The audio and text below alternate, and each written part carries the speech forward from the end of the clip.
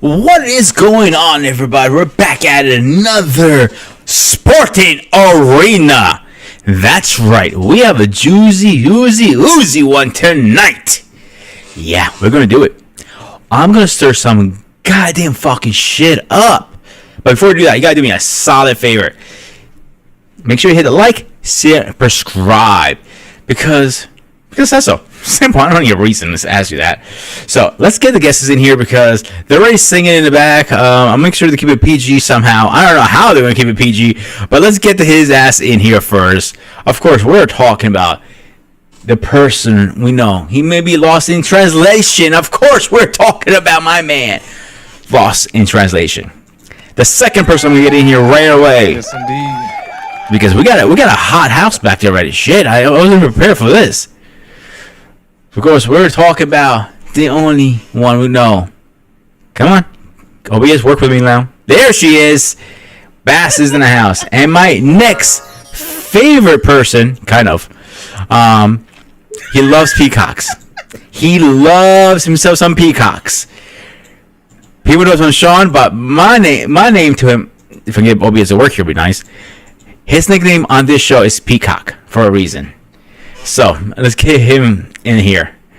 Guys, what is going on tonight?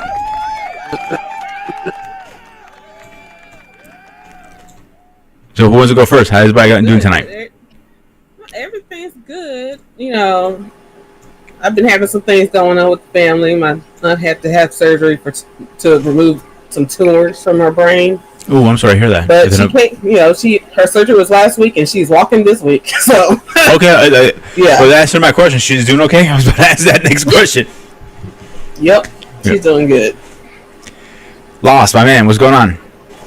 You know, everything is good, man. I just got through doing a podcast a minute ago, so you know I stay busy, man. From the time I get off to work to the time to go to bed. So I'm just glad to be here one more time. We'd love to have you again. So, the person I'm going to call out, Peacock. It's been a while, my man. Yes, sir. I'm good. How's everybody doing? You're breaking up really bad. I don't know. Is your connection? Okay, I'm not sure either. I'm That's a lot better. I'm doing well. To hear about my aunt, and I hope she continues to recuperate well. Huh? I said I hope she recuperate well. Oh, thank you. Yeah. So Peacock, this is a little switch role. We were usually both on the guest side. Now I'm the host, and I have all the power right here. So you better behave. So the first question I have for tonight, before we get really deep in the conversation, old school versus modern relationships. Who wants to take it first? Ladies first. Old school versus modern. Well, old school, we had romance, intimacy, connections, getting to know one another, all that stuff. And nowadays, everybody's marrying strangers. You rarely see a strong couple that actually knows one another enough, you know what I'm saying, to have this long-term relationship, this and marriage last long. Because people are getting married and divorced, so it's like, what, 3 years, 5 years? No one's long-term, you know what I'm saying? So we had more marriages back then that lasted longer. I mean, it was literally to death do us part. And nowadays, we have more divorces. Some people are getting married multiple times. So, yeah, it's just short standing, you know. So and you have a good point there. That's my thoughts. Yeah, you have a good point. Huh? You have a good point. Yeah. Which one of you gentlemen want to go first? I'm gonna let my man go ahead. Go ahead, Peacock. All right, I'll jump in and similar what Becky said. I think there's any romance It's Sean, still hang on a choppy. second. I'm not sure what's going on with your connection, but you're breaking up like really bad. I already Sounds checked like my. somebody got a vacuum cleaner going, man. Hold up, let me turn my AC off and you let me know if it goes away.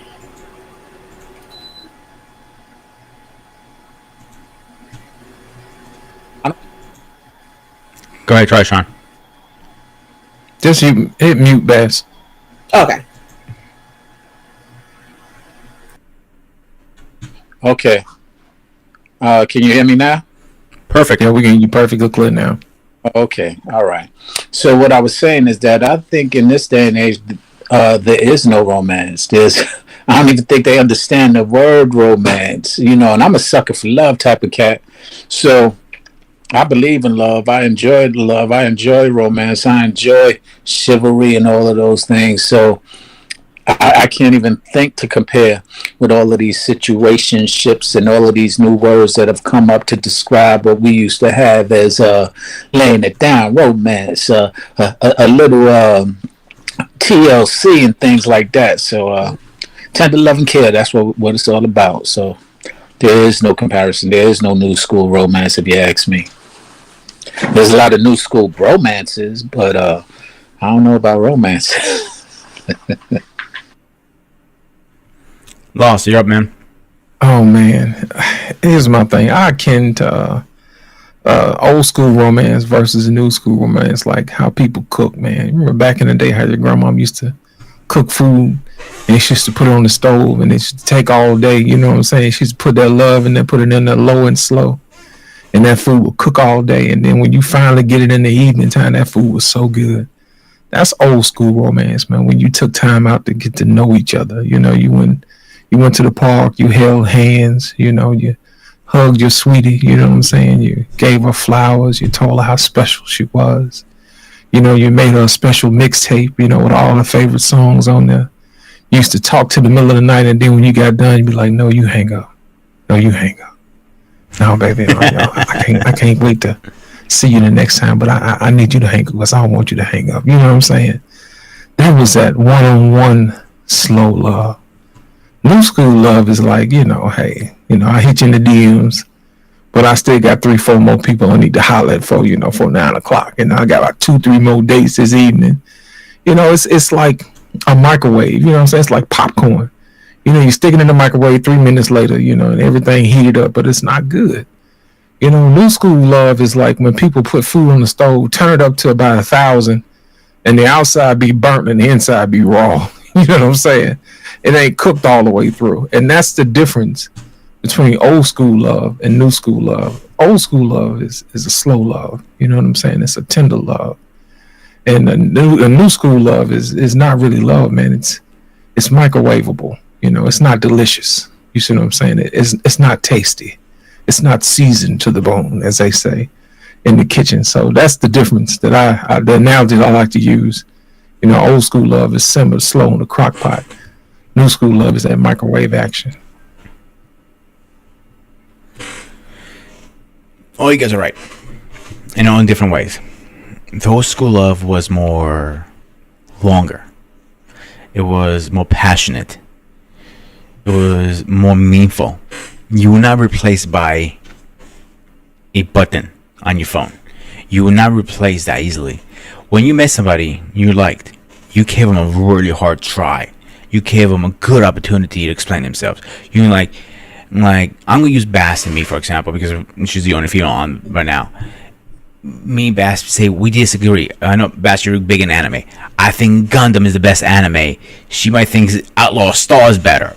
And you know what? I'll give Outlaw Star a chance. I'll give you a chance because it's so hard to meet somebody and get to know somebody. But then she turns around and tells me, I don't like steak. I'm like, huh? I love steak. I'm a fish person. I'm like, oh boy, we got a problem. I hate fucking fish. But I'm still going to give it a chance. That chance and the opportunity is not there anymore. And then here's one thing you don't like about somebody. Like say, I don't like your beard. See ya. Can we talk about it? Damn, she's already at the fucking door down the street. Shit, she's already in a different county. Now she's in a different state. Shit, that was fucking fast. That's the difference. And that goes into my first question of the night. What do you guys think the different roles or thematic or situations have changed over the years between back in the day, like our Payne's generation, boomers, versus today. And definitely after COVID, things have changed more than ever after COVID. I'll give ladies first. Bass, you're up. Put her on the spot. She goes, shit. Okay. Okay, repeat the question. So, what would you say is the roles? Yeah, roles in a relationship. The advantage, disadvantages. In general, how have changed so much. Definitely from a boomer age to now, and definitely after COVID, things have changed more after COVID than anything. Well, part of the problem is the son husbands. They weren't raised to be masculine. You know what I'm saying? Like they're too emotional, and it's not their fault because they're too emotional because they've been raised by these erratic.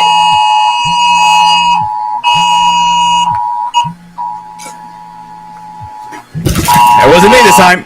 King, I'm gonna kill you if you're watching this. That new school love coming in. BF15, 128 lbs, brown eyes, black hair with long braids, last seen 11,000. Okay. It's a dadgum Amber Alert, isn't it? Yeah. And then I got like these two phones.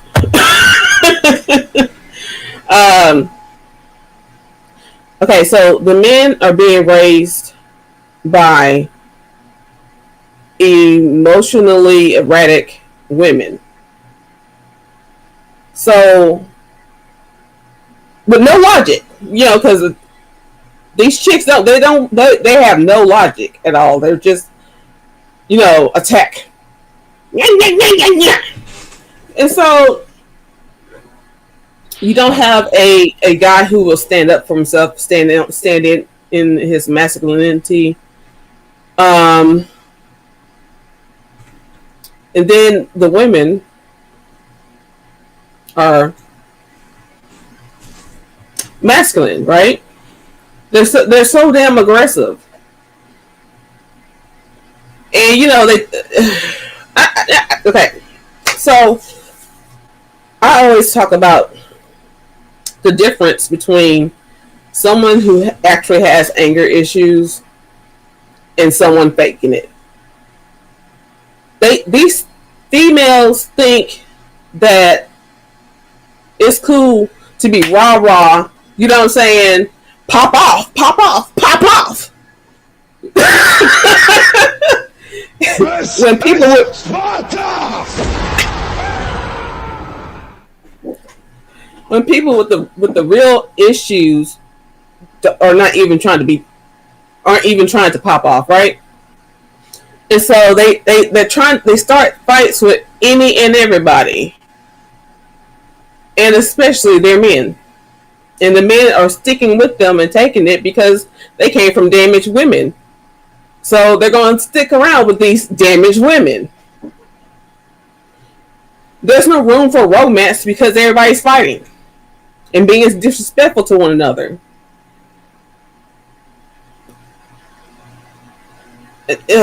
Yeah. So I don't know. I can if I can say the roles have changed.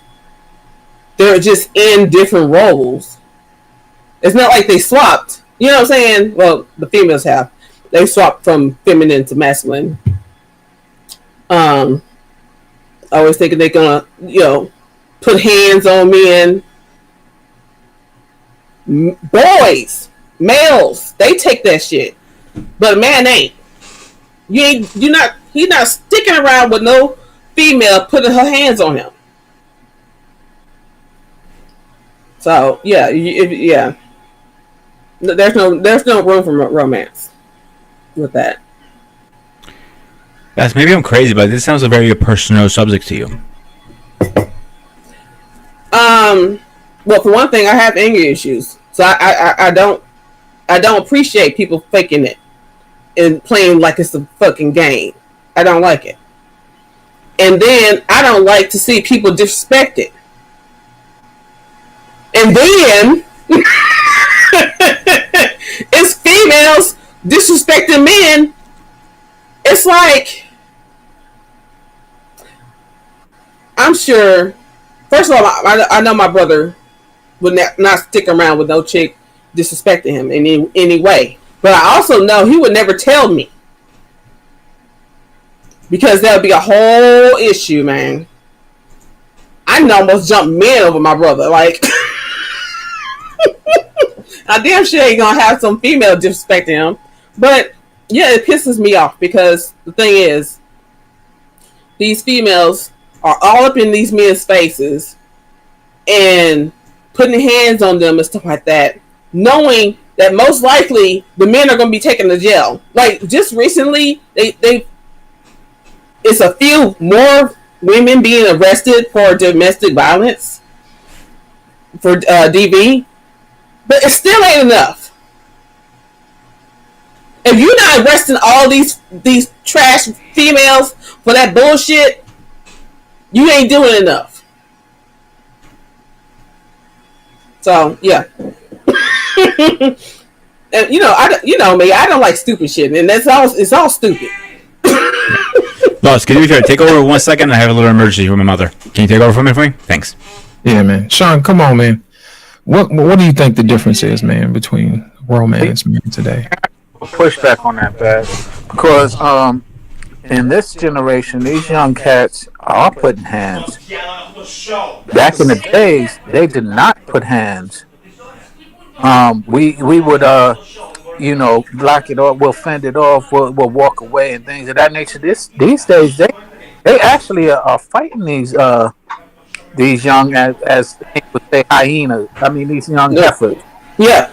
No, I'm saying they're sticking in. They stay in the relationship. No, okay, that's the problem. That's the problem. You don't. I saw my little cousin get into a physical fight with his girlfriend. I don't know who started it. I just talked to both of them. I say, this whole physical fighting is not going to work. You know what I'm saying? You don't let anybody put their hands on you, and you don't stay in a relationship if that's the only way. If that's the only way you can communicate with one another is putting your hands on one another. You know, you got to teach these young kids young, because he had just graduated high school.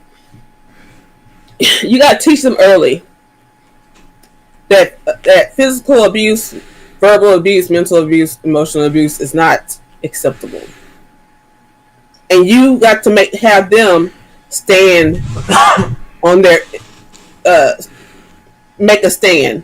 Like, if you can't respect me enough to keep your hands off and not disrespect me with abuse and stuff like that, then I'm leaving. Yeah, I mean, like I said, I get that, and but again, they are definitely cut from a different cloth because they are fighting. They are sitting there going back, at each other, and I will say that men back in the days and now stay in these types of relationships, but the difference is women don't feel as bold and as entitled as they do in this day and age as they did back then. So now we have these a lot of women who are doing things not thinking there's going to be any consequences.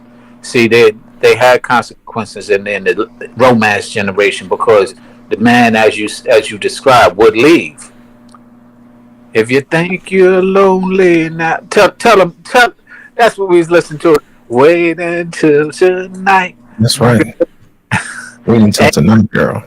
And she would, and that night he would make sure she feel it. Oh, you acting that way? All right, I see you. So yeah, so it has a lot of different. Because they respected love back then.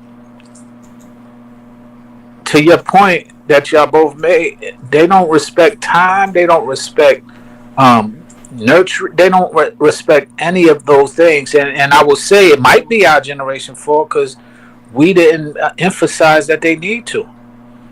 With especially if we talk about the influences such as entertainment. And I won't just say hip hop, even though that was a strong, significant mark in it, but it was video games, it was, now social media, it was corn, it was the raunchiness that, and the raunchiness that a lot of uh, risque behavior. So yeah, there's a lot more elements that are intact. And another thing is they have so many more options. It's kind of like if you take a test, right?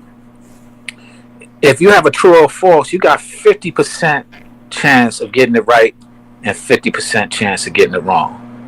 You go to multiple choice, you got A, B, C, D. You got 25% chance of getting it right, and and so on.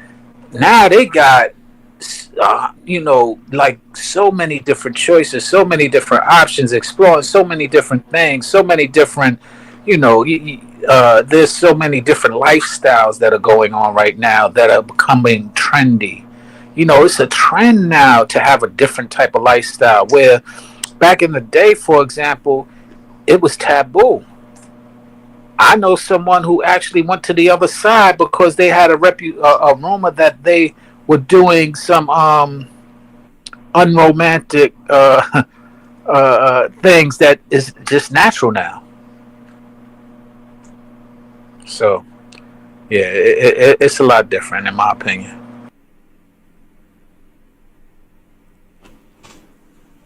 Okay. Awesome. You want to finish it off? Yeah, man, I'm gonna tell you what the problem is. The problem is that people have forgotten what masculinity and what femininity is, and they substituted it for sexuality. I mean, think about it. You got women out here who have forgot to be nurturing, forgotten to be soft, forgot what it's like to be feminine. They substituted it for sexuality. They use it as a bargaining chip. Give me $20 and I make you holler. You know what I'm saying? What happened to the romance? Back in the day, you used to have to talk your way. You know what I'm saying, in that thing. Now it's just like, well, here's the menu: 20 in the front, 40 in the back. You know what I'm saying? So what happens is they take sexuality and turn it into femininity, and that's not the case. And then you also got some guys who think that their masculinity is their sexuality. You know what I'm saying? The more women that I, knock out, the more masculine I am. But that has nothing to do with masculinity. Masculinity is protecting. Masculinity is making sure your woman is okay. Masculinity listens, to the woman. You know what I'm saying? Masculinity makes sure that everybody's protected and provided for. I know that sounds cliche, but that's really masculinity. It has nothing to do with sexuality. And the problem is that this generation that we have now is overstimulated with sex. So they misconstrue masculinity for sexuality. They misconstrue sexuality and femininity, and they think it's the same thing when it's really not.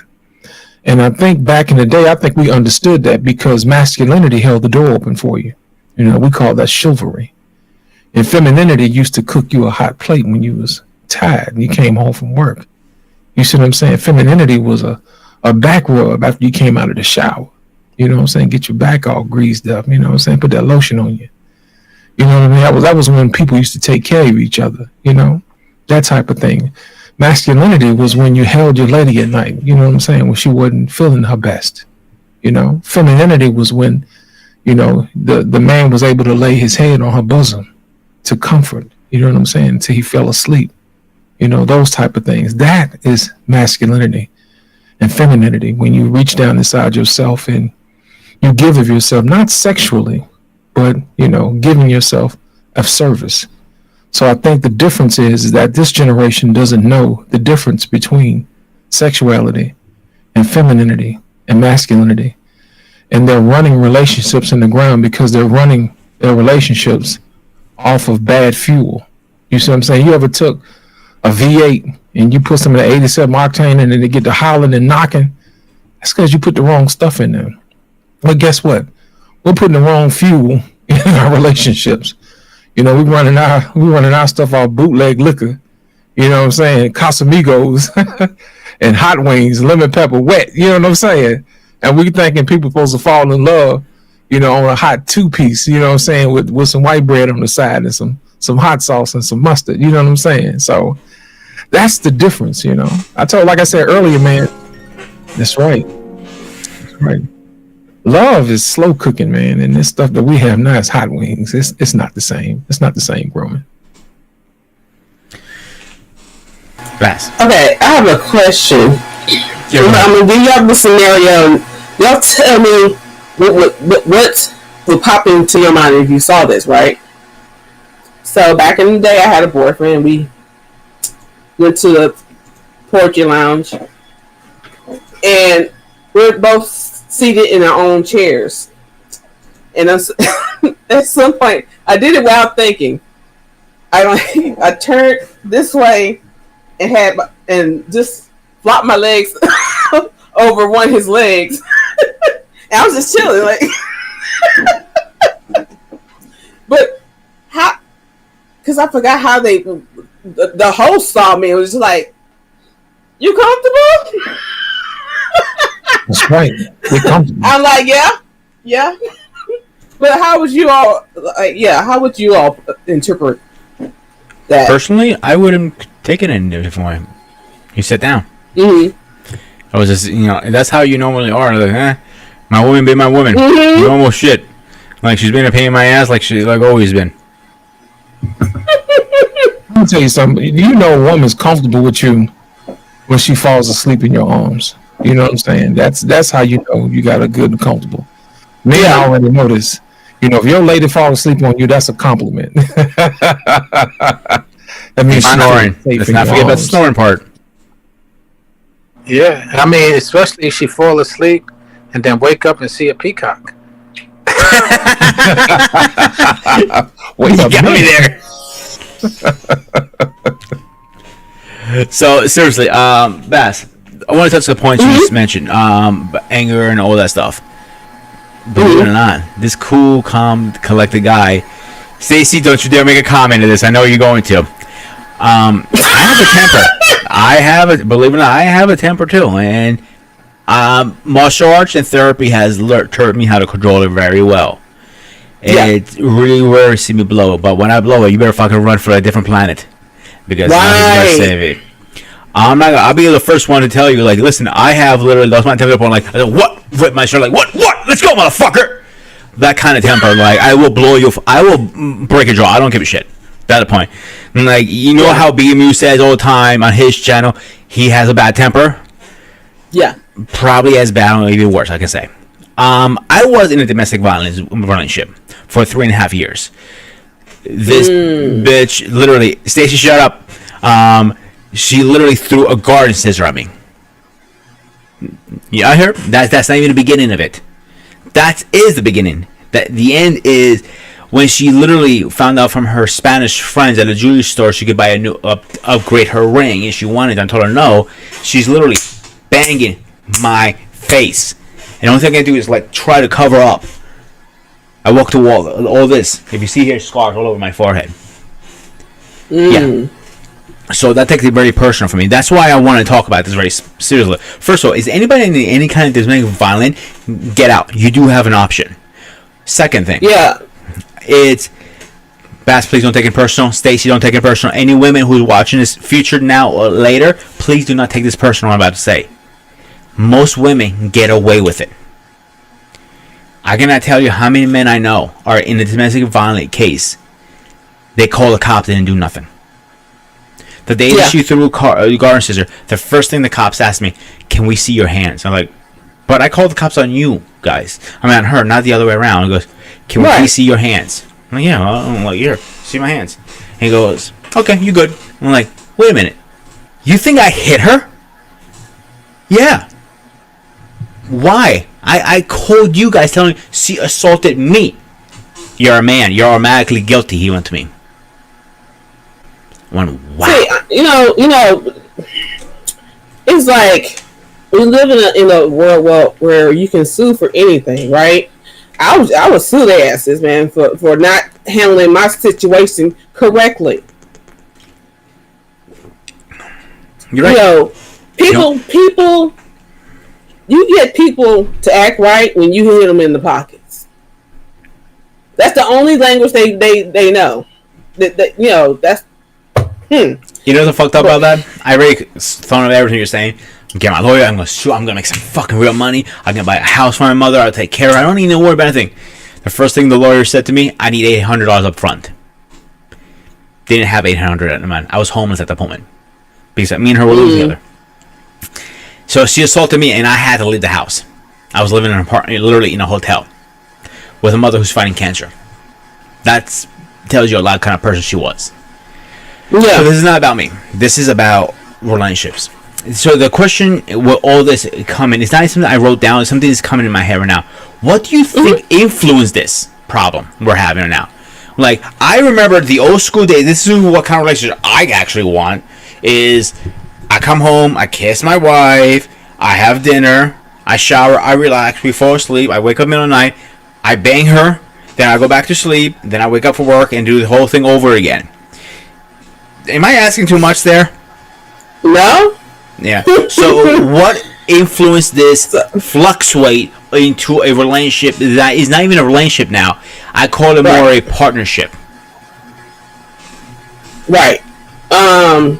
Or having a roommate. Either whatever, however you want to word it, it's fine with me. Might just be a roommate. But firstly, this is the one thing that has always, I mean, since Jesus, okay, since before Jesus, this is one thing that has been the case, is women being put on pedestals, women being looked at as angels, people being shocked or ignoring when women do things wrong. I'm talking about female criminals, okay, doing wrong or being physically abusive or verbally, right? No one wants to be the one to arrest a woman.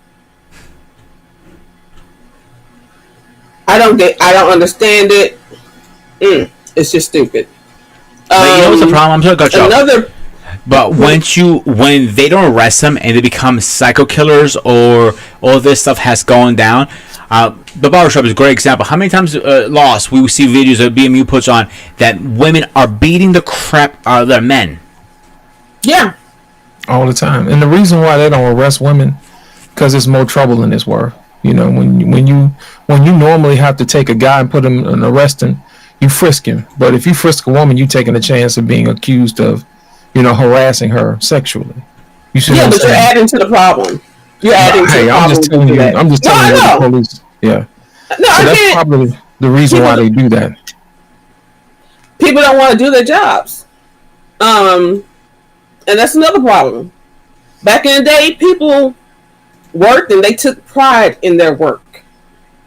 Nowadays, they don't want to do shit, but they want to get the money. I don't understand that. Another problem is mental health.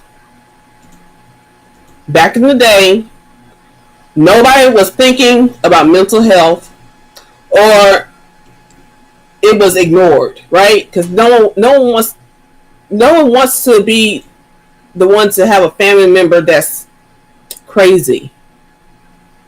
You know what I'm saying? They just don't want that negative light on them when it has nothing to do with them. I've dealt with that shit myself.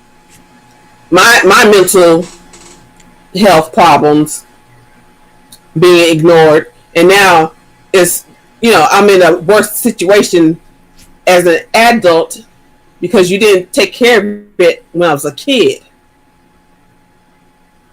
So, because of pride, right? Pride is more important than my health.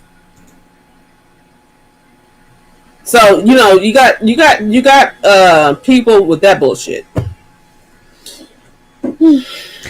You know what we're not picking? The one thing that is part of my next question, but I'm going to throw it out there now.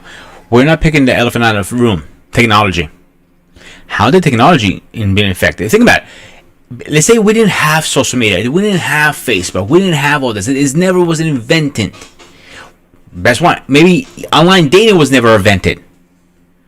How things would be different. Let's say we never had that stuff. Well, we still have, we still have our smartphones. We're still texting each other. We still have FaceTime.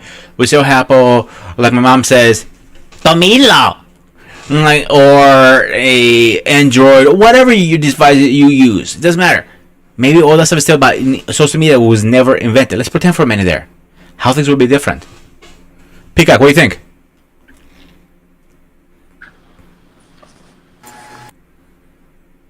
Oh, not. Well, I'll just say this. Go ahead. Oh, okay. Go ahead, You gonna go? You want to go? How are things different? Oh man, there's so many differences. I mean, the mentality is different. What people value is the biggest difference. People don't value certain things. They value, quite frankly, they value money more than anything. It's about getting the bag, and what they will do for money, as they say in the song, will do for money is ridiculous at this point. They'll call R. Payne young. They'll, what's up, R. Payne? But seriously, what people value is just different, and whatever you value appreciates, and whatever you devalue depreciates. And unfortunately, romance is devalued at this point. Respect for oneself and others is devalued at this point. So, that's changed a lot. What people enjoy leisurely. Music, like we was just listening to music, Thank You Are Lost, and you was playing so many different hits that we can remember. And now the songs, I hate to say, but I don't even, I feel embarrassed even singing them. You know how a song comes on there, you don't want to turn it up, you want to turn it down when your kids are in the store. In the car with you, or when you're around a certain place. Let's say you were one of your church folks, and you were playing the radio, and all of a sudden, Sexy Red came on. You almost feel You hear, booty, booty, booty, booty, booty, booty, booty. Booty hole brown. Oh man, so that to me, what people value has changed, and that's an unfortunate reality right now. Chef, welcome to the panel. As always, your input is very important to me and anybody else. This is a subject I think is up your alley.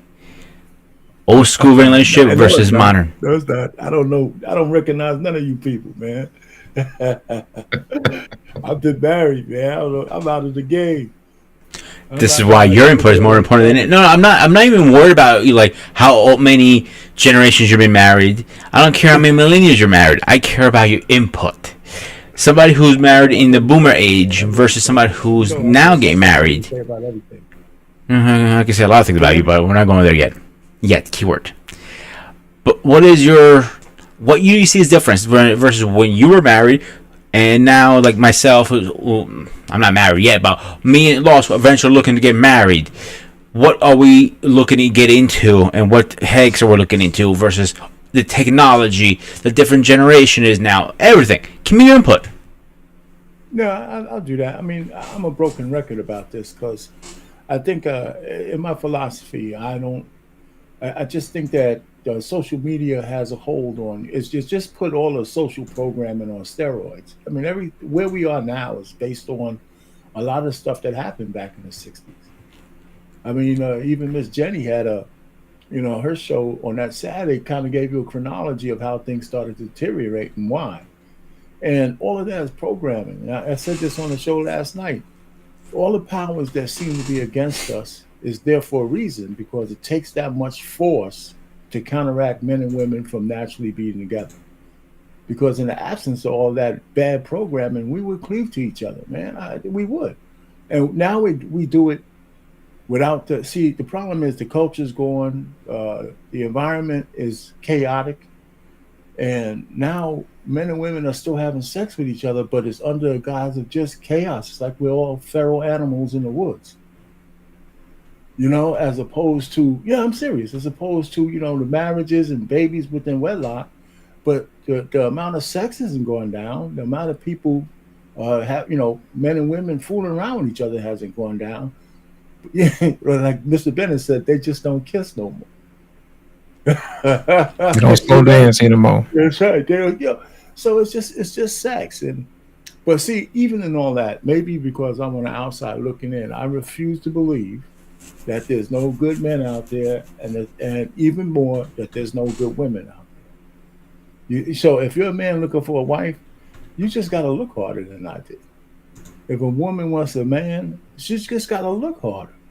I mean, because I mean, when I did that, and this is just one example, when I did the balloon show, that young lady who came out there, and well, of course, it was just screen time, but she looked like a keeper. Yeah, she's a brick house. As Well, I say. and not just from that, but just her demeanor, her goals, and in the face of rejection, she was calm. I mean, it was unbelievable. I said, "Well, you know what? Here's a woman that everybody said doesn't exist no more. I'm 29. I don't have no children. I'm looking to get married. I'm looking to have a family. I'm looking to do this and all." I said, "Well, okay. So, I mean, is she a unicorn? I mean, I don't believe that. I think they hide. I think they're hidden somewhat behind all the hyenas. But that's still no excuse for a man who wants to get married not to find a wife. I think men are a lot too picky. If they have one, I think even the yellow flags are turning into red flags. So sometimes yellow flags are those kind of things that a discussion and further observation can take care of, right? Because everybody's human. Everybody makes mistakes. So if I have a lady and she says something untoward, or she has she does something. I had a good example too, but it's something that you correct right on the spot, right? You correct it right on the spot. Say, listen, if we're gonna get together, I can't have you doing that, or reconsider. And she has three choices. She could give you the black girl magic, or she can or she can like say, you know what, you got a point. I'll do better. Sprinkle. I like the black girl magic myself. And that's my. I tell you, my sister hates when I use black girl magic in a negative way, but that's what it is now. It's black girl magic, man. It's been co-opted, it's been corrupted, and like I said, everybody thinks my relationship in the '87s was so different than it is now. I don't believe so. I mean, it was easier for me to find my wife, but there was a whole bunch of women out there I would never marry. I was just in a proper mindset, and I think men are not in a proper mindset today because there's so much box available, and it seems like everything is so transactional that everybody's caught in a transaction, both men and women. Chef, what do you think is the gap between those two? Your generation versus our generation now. Well, I'm telling you. Okay, here's the thing that I think that is the same. I believe that the basic nature of men and women is still the same. Men I and hope so. women, I say this all the time. Men and women have been dancing with each other since the beginning of time. So now it's 2024, and all of a sudden we don't know who we are. Get the hell out of here. I mean, through all the years we've been dancing. And sometimes the evidence is right in front of our face. I'm a baby boomer and I'm married. We got several people who are Gen Xers and are married that come on BMU show. We got a couple of millennials, they're married. And then we got Miss Jenny, she's 25 years old. She's a Gen Z. Right? It's like she's real. And she's married. So I mean, people still find marriage if they want to, as opposed to excuses. And I think it's a little bit people are scared now. Men are afraid to get married because we get our ass kicked when shit falls apart. The court system, we lose our children. These are real things to be afraid of. And women don't want to get married because, I think most of them just don't want to give up the fact that they can get more penis when they want to. Because I start to think when women say, I don't want to get tied down with I want to live a little bit, it all translates in my head that they want to be able to stroke anybody they want to stroke when they want to stroke. And then, so if they get married, they're going to tell me, a woman says, well, if I get married now, I can't do what I want to do. Like what? Get a bachelor's degree, get a master's degree, chase your profession. You could do all of those things within a marriage. All of them. And you have help.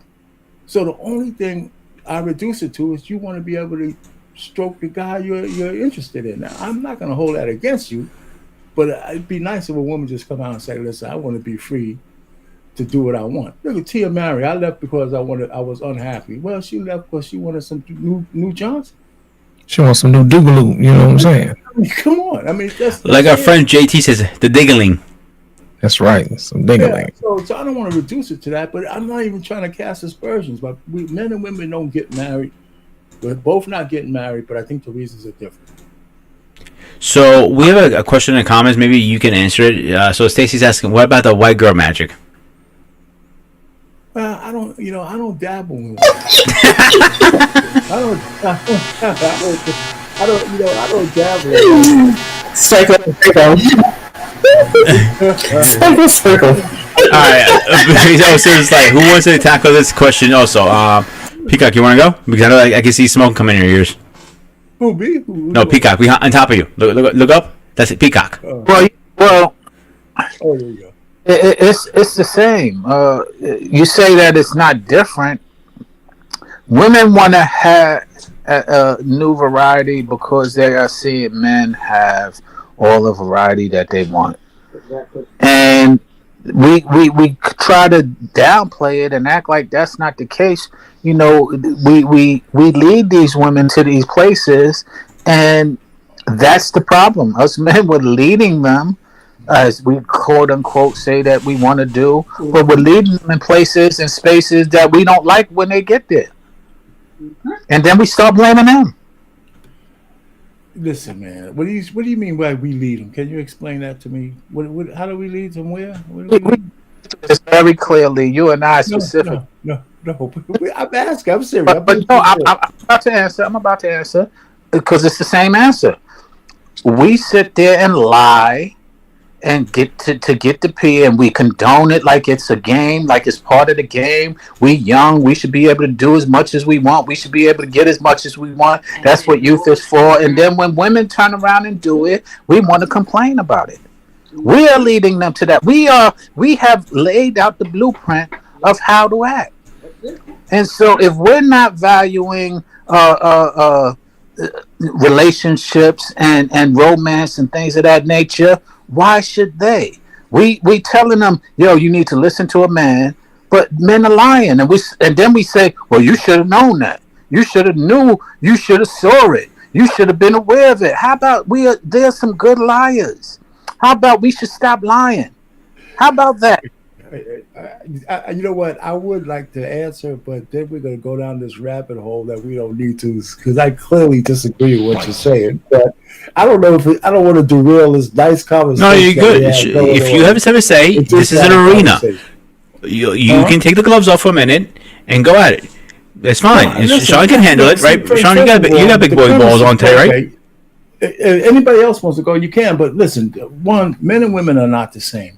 We don't live by the same standards of sexuality. I don't believe that. And here's another one for you, my man Sean. Women control the sexual marketplace, not men. We playing it. That's playing it. Well, you had your say. You had your little say. Women control the marketplace of sex. We playing it. Where women are more promiscuous, the marketplace is more chaotic because men are constant. We constantly want sex all the time, and it's only a small percentage of men at the point of insertion who can stand up, put their pants on, and leave because this is a bad deal. 85 to 90% of the men are going in. Right? If a woman says, don't put that condom on, 90% of the men ain't going to put the condom on. 10% of them are going to have a flashback of what their life might be if they get this woman pregnant for the next 18 to 20 years. And not even the best men fail at that. Presidents of the United States, kings, all these guys fall short. I mean, it's literally, the literature is littered with men who are weak when it comes to women. So stop, man. Women know how to manipulate men. Women know how to manipulate. Well, listen, I'm gonna say this. I'm gonna add it right here.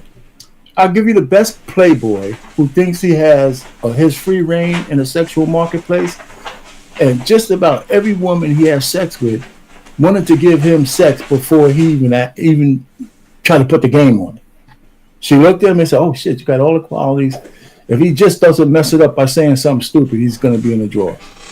Most men talk their way out of puss than into it because they say something stupid right at the. I know how to just shut up. You just shake your head a couple of times and say, "Yeah, you're right," and that's it. Once you start talking, you can blow it. And those are the guys, because women know they want to have sex with you for the most part when they see you. And that's it. So men don't control shit in the second month. We just play in the pool. And some men play better than others. I mean, you're lending to my point. No, I'm not. You can't leave this marketplace. When are we gonna stop playing? How about that? Okay, well, okay, yeah, I agree. Go around the merry-go-round, or all of these cliche sayings, and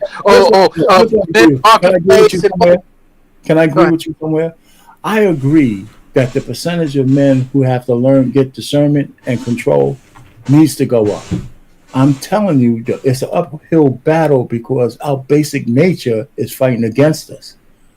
It really is. And then our basic nature is not evil. We got billions of sperm cells that want to be free, man. What are you talking about? I understand that. But this is where I start having pushback. And Baz, please speak up for the lady.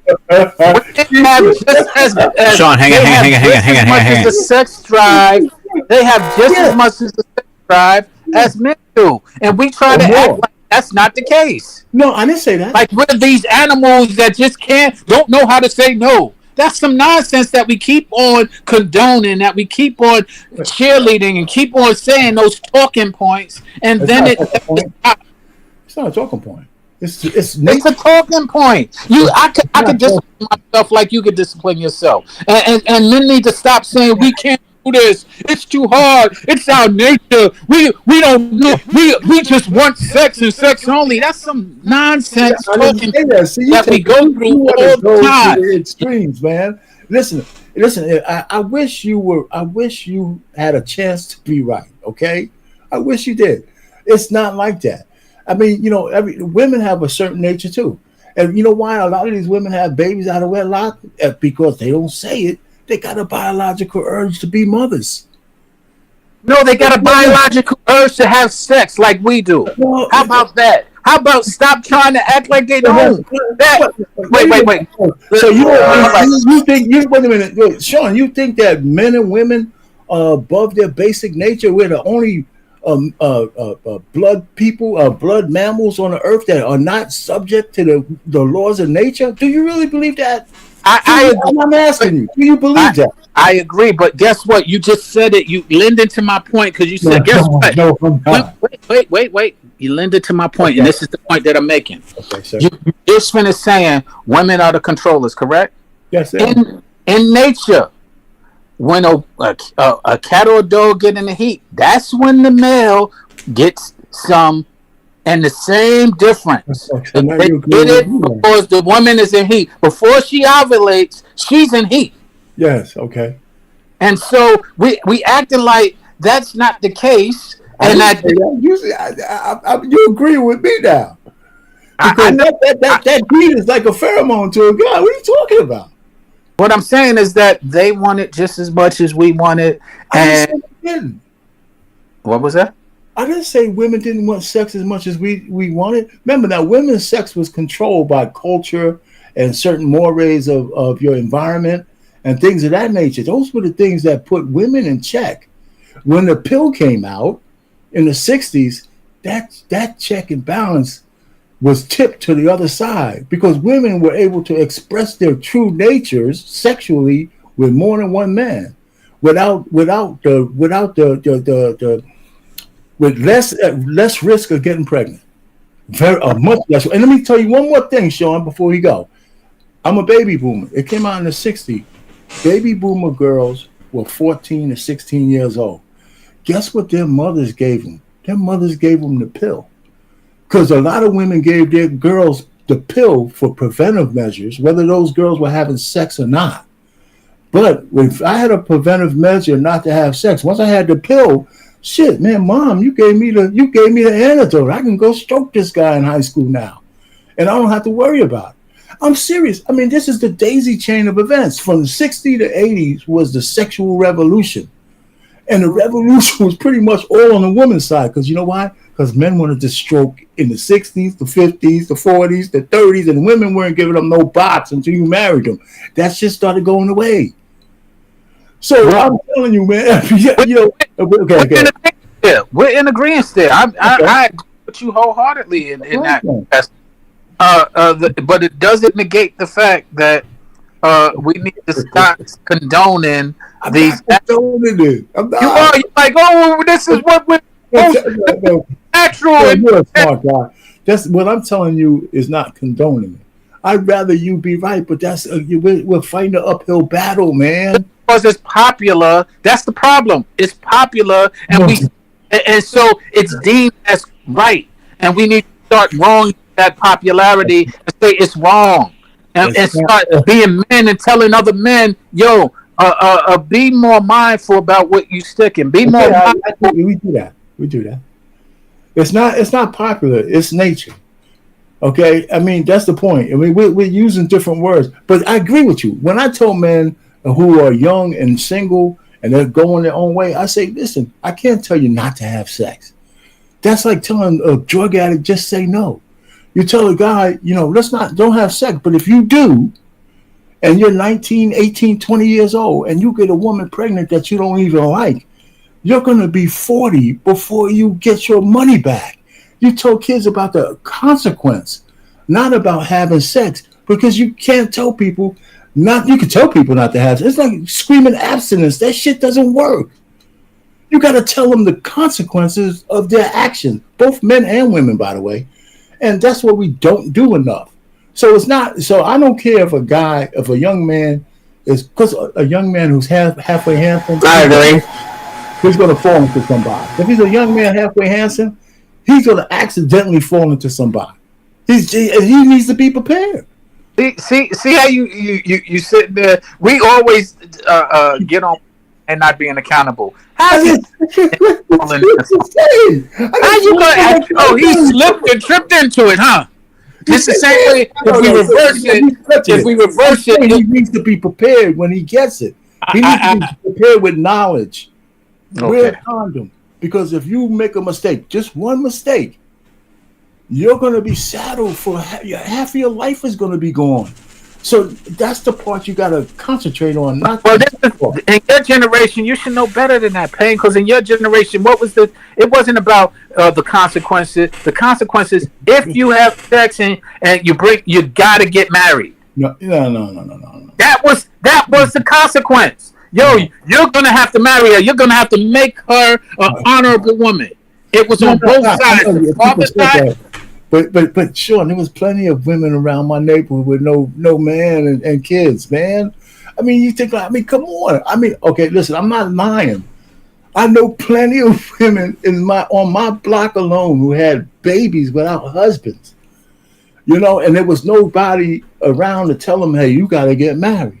I mean, I think you guys, the only thing different now is the technology. The technology has corrupted people such that they think technology rules everything. Technology came in handy during the pandemic, because without it, we would have went crazy in those houses. If we couldn't reach out, and even electronically, and we're not now. Social media has screwed everybody up. It's poison. It's absolute poison if you don't know how to use it properly. And that's what's going on because people think we're different. We're still men and women. That's how I navigate this thing. If I can get men to understand that when you look at a woman, underneath all this trappings and all this bullshit is still a woman who's by nature has certain drives that you could reach, just like you as a man. So I think we complicate things. If I want to get married and a woman wants to get married, I don't care if it's 2024. Everything between us is a negotiation on how we're gonna live our lives. And what does the social media have to do with that? What does 2024 have to do with that? I want to marry you. You want to marry me. This is how we're going to handle money. This is how we're going to handle kids. This is how we're going to do this. Why can't that's just common communication? No, you can't have no goddamn close boyfriends. That could call you up in the middle of the night because they're just friends. I'm not having that. But I'm not giving them up. Okay, then we can't get married. You're right, and I don't mean simple as that. You're right, and I don't mean to hog it up, but can we sprinkle in all of that simple conversation with this? Yeah, I don't want to hog it up either. Go ahead, man. Can we sprinkle in this one word in this simple conversation? Go ahead. Honesty. Okay, I'll give you that. Because that's really the complication, if you ask me, of why we keep on going astray. All right, we're sorry. That's my problem. It's just open. We always fighting over this. But go ahead, Lois, the bass. Yeah. I was saying that's my problem with guys. It's the constant lying. It's like it's part of the reason why I've just been celibate because I just don't want to deal. It's just I need a mental break from the lies. It's not that it's hard to find good men. I'm surrounded by plenty of good men, right? But they're either in a relationship or we're not each other's type or something like that. Mm-hmm. So that's what makes it hard to find someone for me. And you know why they call it a pull out game? Why? Because men play themselves with that shit.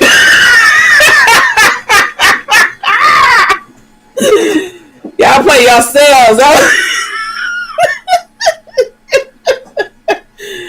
There's like pull-out game does not be the condom, okay?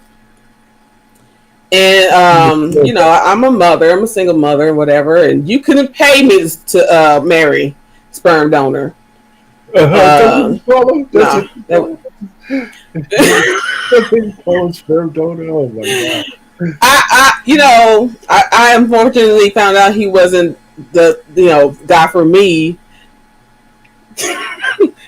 I broke up with him and then found out I was pregnant. Can I ask you a question? You let him hear it raw? You had a baby, right? But did you have a baby because you had a biological imperative, kind of, or you just wanted a kid, or you wanted a kid with him? Is that crazy? I have a question next. My question is. So hold on, I gotta do one at a time now. So no, I didn't want a kid by him. It's just something that happened because the thing is, one of the things I tell people is don't get into a new relationship if you're dealing with depression. Okay. You don't see the warning signs and the red flags and stuff like that because you're just not there mentally. You know what I'm saying? You're not, and if you're not there mentally, you're not going to be fully aware of what's going on and whatever. And it's like, when I did start coming out of my depression, I started seeing some things, right?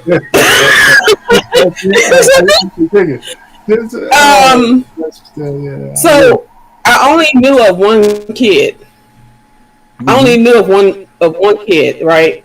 and me and him were driving. I was driving my car, whatever, and he's like, "Oh, I gotta go school, shopping for school clothes for my daughter, whatever." Um, she wants to go with me, but I told her no. I know, I was like, well, why not? You know what I'm saying? Because when I would visit my dad would take me shopping for school clothes, whatever. I was like, well, I know he says I know her size and all that stuff. I'm like, that doesn't matter, right? This is father-daughter time. That's how it was for me, at least. Yeah. It was time spent with my dad. And my dad is in a different state. So hell yeah, when I'm like visiting him, I want to be all up under him.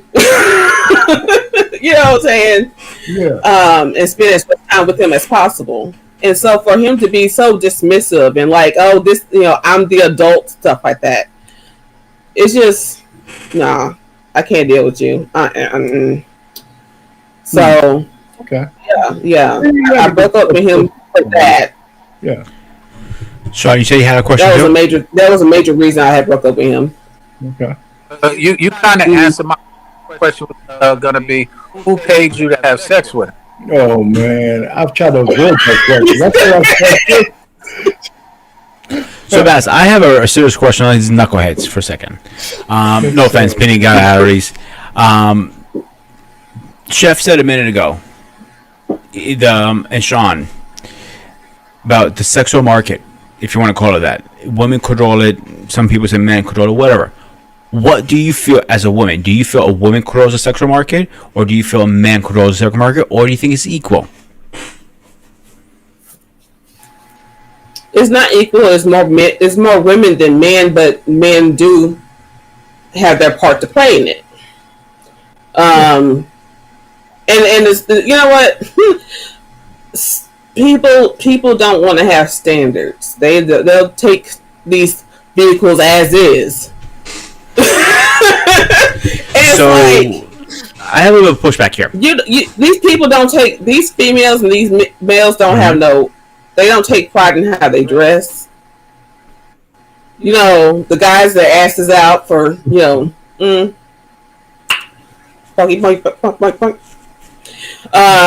And the females, they look like hookers. You can't even tell the difference between the regular chicks and the hookers. Like, and they're supposed to be cute. No, I have a story behind that. That's why I'm laughing. I can't say it online yet. Stacey has it too. So yeah. So here's my little pushback. As a woman versus a man, all right. So we're expected to ask. You guys always ask first, and I'm okay with that. I don't have a problem with that.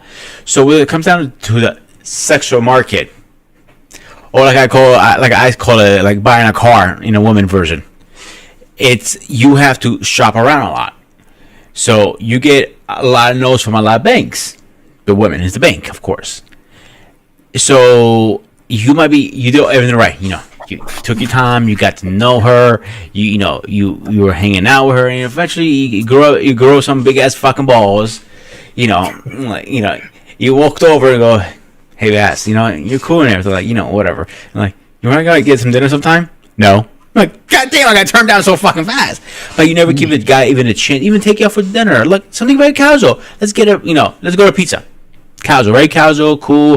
Talk about those Mets, for example. Whatever the case is. I'm using some examples. But my point is trying to get to is, we don't even get the chance to take you guys out because you get turned down like fast as you can even say it. Well, hold up. The way you are introducing, coming at the women or females, whatever, is like a respectful gentleman, right? Most of these females are looking for, what's up, little mama? Take you out to eat. See, those that's not a gentleman. I'm sorry. They can't speak English. They're looking for thugs. That's not being a gentleman. That's not being a man. That's being a little punk ass little bitch who doesn't know how to speak up. Like, well, you're like, dude. Speak up. Yeah, but that's what they Get go the for. dick out of your mouth. Get the cock out of your mouth and speak up now. Oh, Jesus. Truth hurts sometimes. Our opinion. What do you want me to say? Does anybody else has an opinion on this? Boss? What you saying? Steady, I could hear you. Couldn't hear you. So my question is to everybody else now. You got my opinion, you got Bass's opinion about the sexual market. Women, I personally feel it controls more, and they have more say in it. They pretty much are the banks in the dealership. Anybody else has an opinion on that? I got an opinion on it. Go for it. Who's buying what? I'm buying what? The man's buying, I guess. Yeah, exactly. So they control it. You know? They get to say who comes home. You know what I mean? That's the reason why the price of the box has plummeted. You know what I'm saying?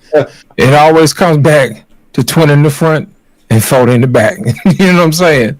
My whole thing is this, the difference, earlier to answer your question about technology and the role it plays in the sexual marketplace value in dating today, it really doesn't. It just gives people more tools to do the dirt they were going to do anyway a little bit better. That's it. If you was a cheater in the 80s, you're going to be a cheater in the 2000s. You know what I'm saying? Exactly. Because think about it. If you wanted to talk to more than one girl, all you had to do is take out your pencil and paper and pull out your black book. Ain't that right, R-Pain? Remember back in the day before we had smartphones, we had the black book. Remember that? Yeah, people seem to forget about the black book. You know what I'm saying? That thing was there for a reason, you know? And when you got married, you hand your black book over to your next single friend. You're like, I'm done. You know, married, you know what I'm saying? And here you go. You know what I'm saying? You turned in your black book. And that's how you know you was married. But here's the problem, man. I think a lot of times, man, in this day and age with information, I think that people just want to do what they want to do. There's no excuse for you not to be a better man. There's really no excuse for you not to be a better woman. Think about it. Back in the early 50s, 60s, and 70s, they had magazines like Better Homes and Gardens, you know, where a woman could go in and figure out exactly how to please her man. You know, 17 different ways to make, 17 ways to make tuna casserole and sweet potato pie and all this other stuff. You know what I mean? Because older women used to tell younger women, the way to a man's heart is through his stomach. Well, basically what they were saying is service your man. Make sure he has the strength to go out and do the things that he needs to do. You know what I mean? Pay attention to your man.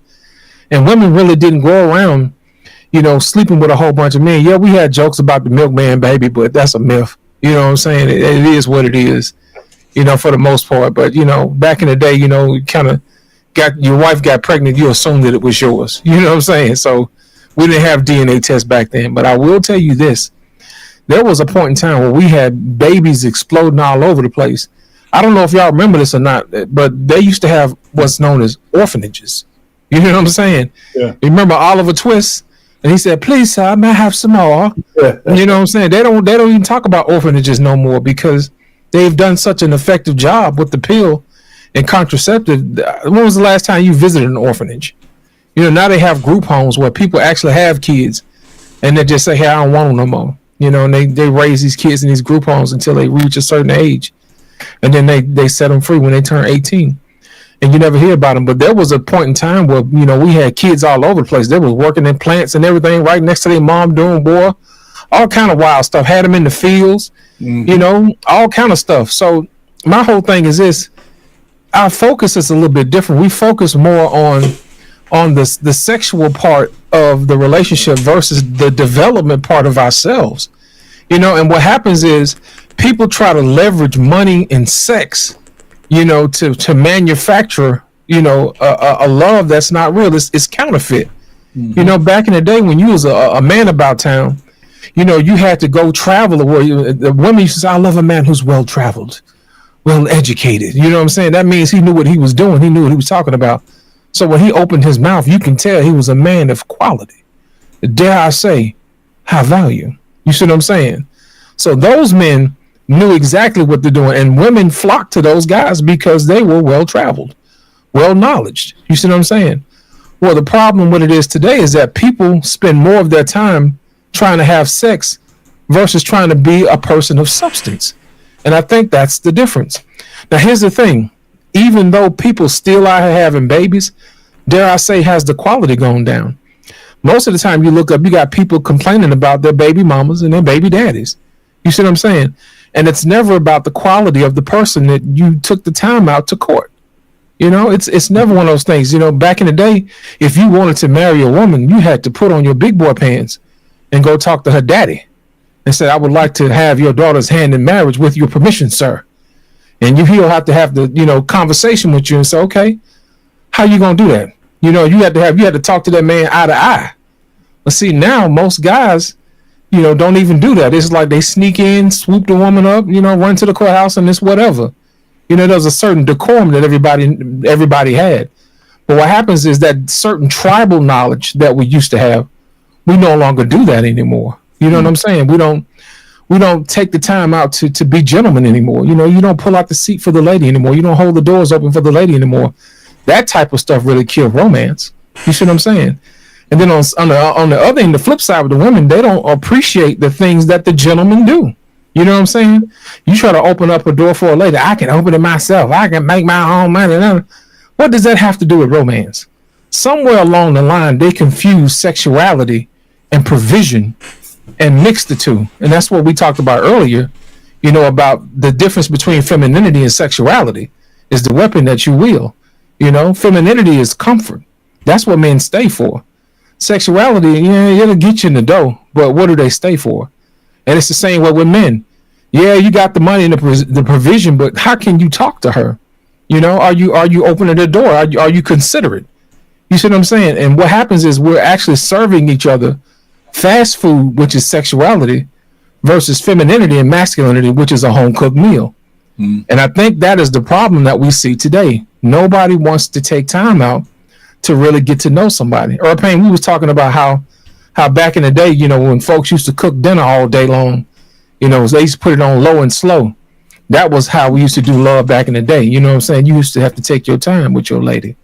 And you have to take your time with your man. You know what I'm saying? And slow cooking at the end of the day, it was good because they had the love in it. Now we got this microwave stuff. We had to quick it. Basically, in the future, all we're going to do now is just have the prices up on the menu when you walk in the house. So let's see what do you feel like today, John? Come in and give me a 20 in the front. You know what I'm saying? I really ain't got enough time, for a full course meal. Just give me a little 20. You know what I'm saying?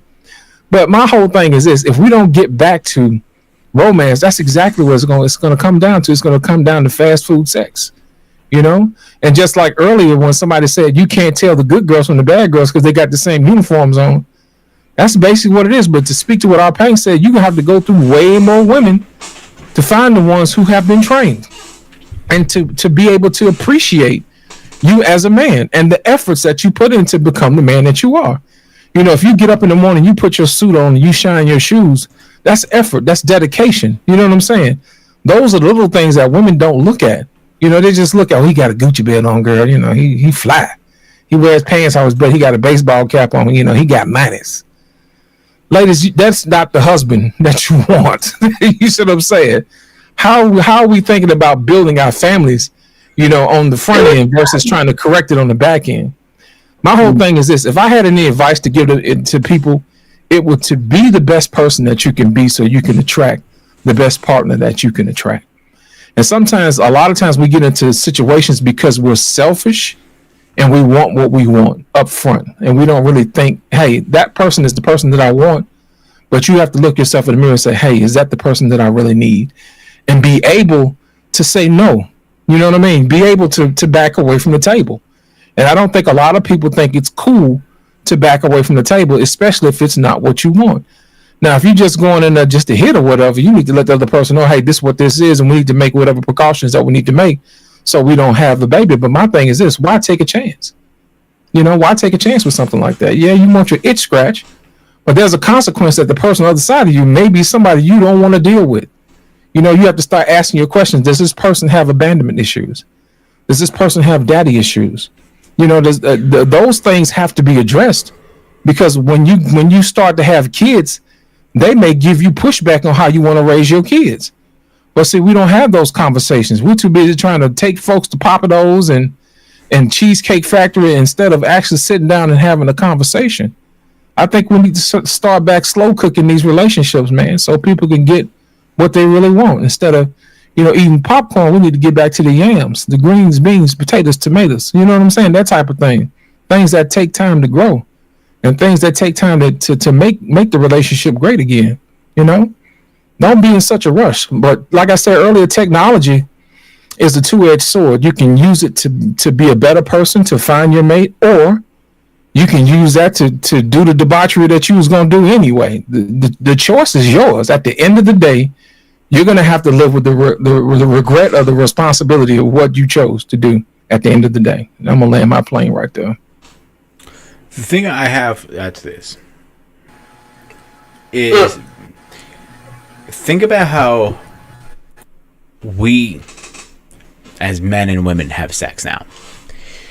I know me personally, I cannot just lay with anybody. I'm not gonna lay with, Jasmine, Michelle, Nicole, whatever their fucking name is. Just lay there because I didn't get my dick wet. I need some kind of connection there. It just surprised me how most men would lay there just because they want the little tingling get a little wet. JD, I hope you're hearing this. A lot of times, most women are busy. They got other stuff lined up. It's just your turn. You know what I'm saying? And that's another little dirty little secret, that the reason why most women don't want to get married is because they'll cut off their other streams of income. They can entertain multiple men and get little money coming in every now and then. So you got to be able to make sure not only can you provide for her, can you outspend the other guys? That's her other streams of revenue income. Think about it. You have women who actually eat out every day. They did a study where 30% of the women said that, hey, I go on a date just to eat. You know what I'm saying? Every day out of the week. So you going up against 6 other guys. You got to understand, hey, what you dealing with. Hey, is this somebody who's looking to actually to be in a relationship with me? Or is this somebody who's just trying to eat that's in survival mode? So that's where you have to have the conversation. Say, hey, what do you do on a regular basis? That type of thing. Call at random times throughout the day. See what's going on. It should give you pushback. That type of thing. Are you available? Say, hey, look, this ain't going to work for me because I need you to be available when I need you to be available. You know what I'm saying? That type of thing. I know you're busy. I gave you my calendar. I would like a little respect to say, hey, look, I like to plan some time around that. And if she give you pushback, that's not somebody you want to deal with.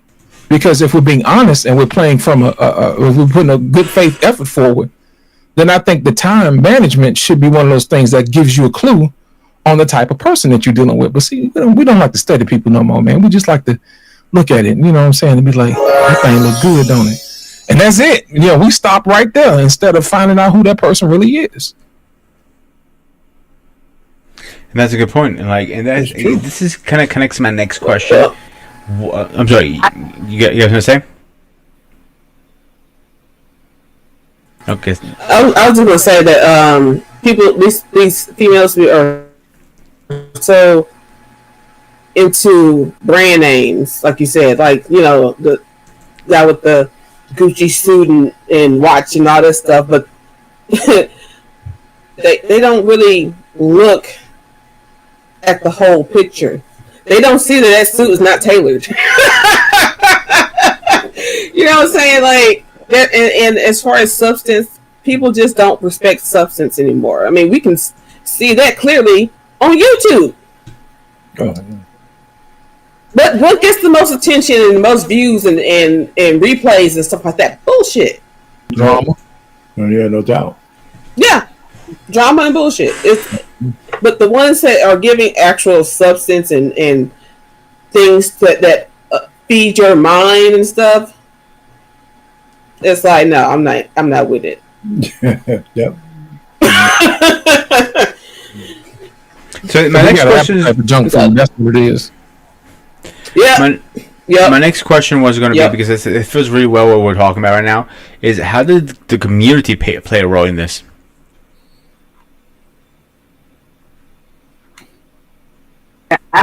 Well, they start by arguing with people like Payne. No. Thanks. Yeah. No. In all actuality, what Ross just said, he summarized it very articulately.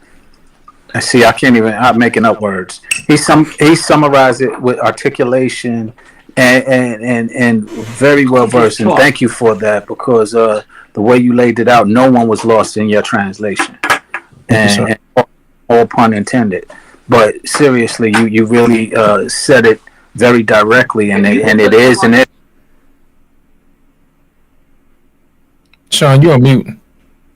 Oh, I know. I was I had somebody in the background, so I had to mute it real quick.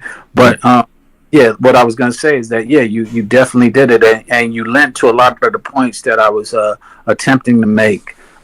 Except you kind of summarize it because I'm long winded like our pain. We getting old, but but nonetheless, yeah, you definitely did, and I think we do need to do a lot of. The community definitely needs to start really valuing other stuff than we continue to advocate. We advocate getting the bag. We advocate getting that money. We advocate getting that good job. We advocate, and everybody works to get those things, but they don't want to work on relationships. They want the authority of a relationship, but not the responsibility that comes with the authority. And that goes for both genders because our pain, I was getting on you with the men, but women are just as guilty at times in doing the same things that we speak of. They are over sexualized. They are just wanting to get what they want when they want it, and basically spoiled and selfish, as he said. And so it's not a gender thing. It's just a society thing. We're getting really spoiled. We're getting really selfish, and it's all about what we want, and never mind community, and never mind what's consideration, and never mind love. I think Sean has a very good point. The only thing I want to add to it, back in the days when the community was one big community, the chances you ending up with a good woman were very high, because hey, you and I go up to Lost. Hey, Lost, I know a great woman for you. Yada. She's great. All this, she cooks, she cleans. This and this. Lost. Gives it a shot. Goes on a date with her a couple of times, and it goes. Next thing you know, they're an official couple. Next thing you know, they're engaged. Next thing you know, they're married. Next thing you know, they have 40 kids. 39 are girls, only one boy. He's good with that. But my point is trying to get the community really help push marriage more than anything. If I'm wrong, please tell me who disagrees. I'm all ears. I think people need to see the benefits of marriage. They see the trappings and the trimmings of marriage. They see the car, they see the house, that type of thing. But they don't see the development. When you get married, you become a whole nother person, man. Remember that said, when you get married, the two become one. And then in order for you to do that, you got to be a little bit vulnerable. Let that person see who you are for real, for real. That's the only way that it works. That's the only way it lasts. You can only hide from your spouse for so long. You know what I'm saying? So at that point, you have to show who you are. And hopefully they love the person that they find. That's the good part about it. And if you can find somebody who loves you for who you really are, then you found somebody at the end of the day. But if you get, to the point where somebody, don't like what they don't like, give them the grace to walk away. I think sometimes we hold on to relationships too long because we want somebody versus whether or not we're actually going to be good for that person or if that person is going to be good for us. Mm-hmm. Nobody wants to be the bad guy, so to speak. Sometimes we got to make it say, okay, this ain't going to work. It was nice meeting you. And I hope you, and wish you the well, wish you the very best. But we don't do that. We try to, make the other person tap out. You know what I'm saying? Try to do little things to get under their skin so they say, I can't take it no more. And then that way you can tell your story. Girl, he left me. So she divorced me. You know what I'm saying? At the end of the day, you didn't kindle your flame. You didn't put no logs on the fire. You didn't put no work in. You didn't do no effort. You didn't maintain. And even if you worked yourself to the bone, what's the point if you don't get a chance to spend that time that you work so hard for with the person that you really love? Do you love me or do you love what I do for you? I've asked several women that question, and when they fumble that question, the relationship pretty much a wrap at that point. You know, I had one lady tell me, I asked, I said, do you love me? You love what I do for you? You know, she said, that's not a fair question. I said, thank you for answering. You know, appreciate it. And that, I left it at that. See, the problem with me is I have to find a woman who's intelligent enough to deal with me, you know, because I'm very studied. I'm well versed. You know what I'm saying? That type of thing. You can't run the same games you run on Pookie on me, you know, because I understand exactly human psychology. I understand the desires. I understand what's known as the PMF, your primary motivating factor within 5 or 10 minutes of meeting you. I know what makes you tick, you know, because I pay attention. And 9 times out of 10, it's not going to be a go, because what I'm looking for is actually one thing, and that's the willingness to change. If I can find somebody who has the willingness to change, I can pretty much work with anything else. And that's the difference. Wow. I hope you clip that, Grumman. Don't worry, I'll make a short out of that. Willingness to change. Because I've been saying it in other words a lot. You know, people ask me why am I single, and they just think that I'm problematic, and I like to, it's the willingness to change. And I call it maturity. And when I use the word maturity, it's offensive, you know, and they get defensive. And really all I'm saying is I want somebody with the willingness to change, with the ability to grow, because I want to grow until I die. And I want you to help me along the way and grow with me along the way. And unfortunately, having somebody to understand that, or finding somebody to understand it without taking offense because of some low self-esteem or some insecurity, and understand that constructive is destructive if you don't allow it to do good for you. Absolutely correct. I think what happens is people are comfortable when they identify who they think they are. They're comfortable with who they are instead of embracing who they could be. And that's the issue. People want to hold on to a particular identity. You know, you ever hear women say, love me for who I am? You know what I'm saying? That's just how I am. They don't want to change, you know what I'm saying? Because they're comfortable doing what they know. But the problem is that you could be so much more if you allow me to let you grow. If you allow me to give you some other things that'll help you be better. But see, the thing about it is people think that they're perfect. And that's why I said that the willingness to change is the secret ingredient to most relationships. Ooh. And I want to add on to something we was talking about. So, Go ahead. oh, no, I was just going to say that I was like that in my younger years. Like, I would just wait until the other person broke up with me. And when I matured, I decided I have to choose one, right? Because both is going to be painful. That's why I was like putting it off, because I didn't want to deal with the hurt. But it's like, choose your pain. Do you want to be in a long-term painful relationship because you're in a relationship with somebody that is not working with you or working for you? Or pick the short-term pain, which is breaking up with that person, mourning the loss of the relationship, and then you're over it. So I you know, from then on, it's like, if I gotta break up with somebody, it's cool. Because before I break up with you, I have done my best. You know, I've given it my all. So yeah, all this goes both ways too.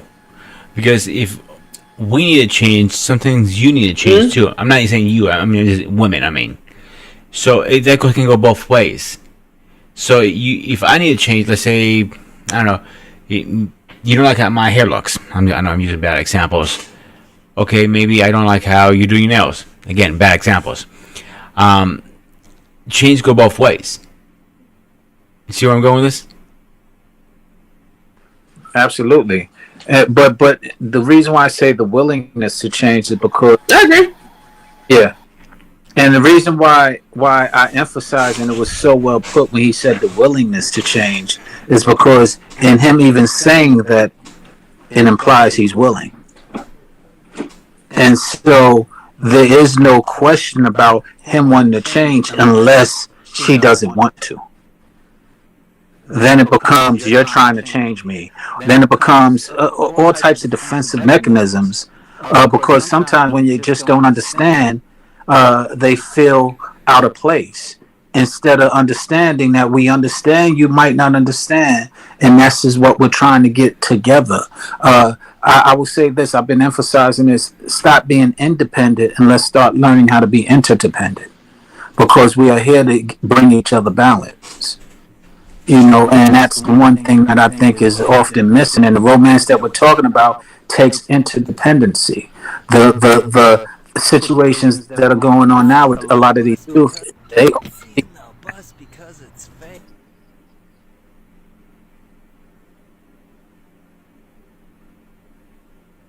Who's that's open in the background? My question is. It wasn't me. I'm on mute. Our pain. I'm blaming you. He's like muted himself. Like, I'm not mad at this. Go ahead, finish, Sean. Sean got something going on in the back over there, man. That was me, and while I was talking too, huh? I get it. It happened to me today too, so don't feel bad. Siri got to acting a fool. One of the things that I said a couple of days ago, and I've been really processing it. The question was, is love unconditional? And when I thought about it, my answer was absolutely, love is unconditional. But relationships have conditions. And I've been processing that. And the more I process it, the more I'm convinced. Because, of course, I'm speaking agape love, because the romantic love is a relationship. And that's where the conditions come into play. Maybe brotherly love is there are conditions that come into play, and I think the relationship people identify, that's when condition comes, and absolutely loving unconditionally can be one of those conditions once you decide to get into the relationship. But I think that really the relationships are really where the condition comes from, and if we learned how to love unconditionally, start with that, and then go into the relationship that we want to be in and who we want to be in it with, and decide the conditions from that standpoint, it might serve us well. You know what, Sean? I was trying to be quiet until you threw that in there. You know what? I like the agape love narrative. I like the agape love narrative because it's true. But I think it's more like, I believe the Greeks had something more like a love that we need to aspire to, because I don't believe humankind can love anybody unconditional. I think we might think we do.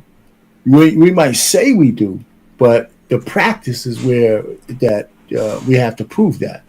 And I believe that you can love people to the edge. You can love them a lot, but I don't know about this unconditional love unless you was tested under fire. And when you get tested under fire, then I'll believe it. But I believe the human condition in us has limits as well. And it has certain conditions from one to another. And I've been married for a long time.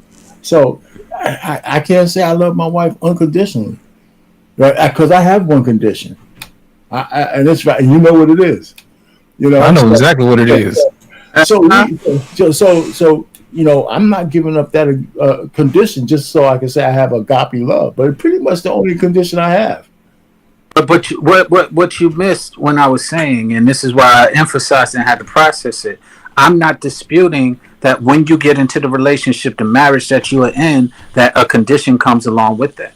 That's when the condition came. But think about prior to you and your wife becoming engaged or getting involved with each other. Yeah. You can go to her and have the admiration or the love without the condition because you didn't agree to anything. But once you agree, that's that condition, and I agree with that condition. I'm not saying there's anything wrong with conditions. I'm just saying that go ask. Here's what you said you didn't see. Go try and get a mama bear and do something to her baby.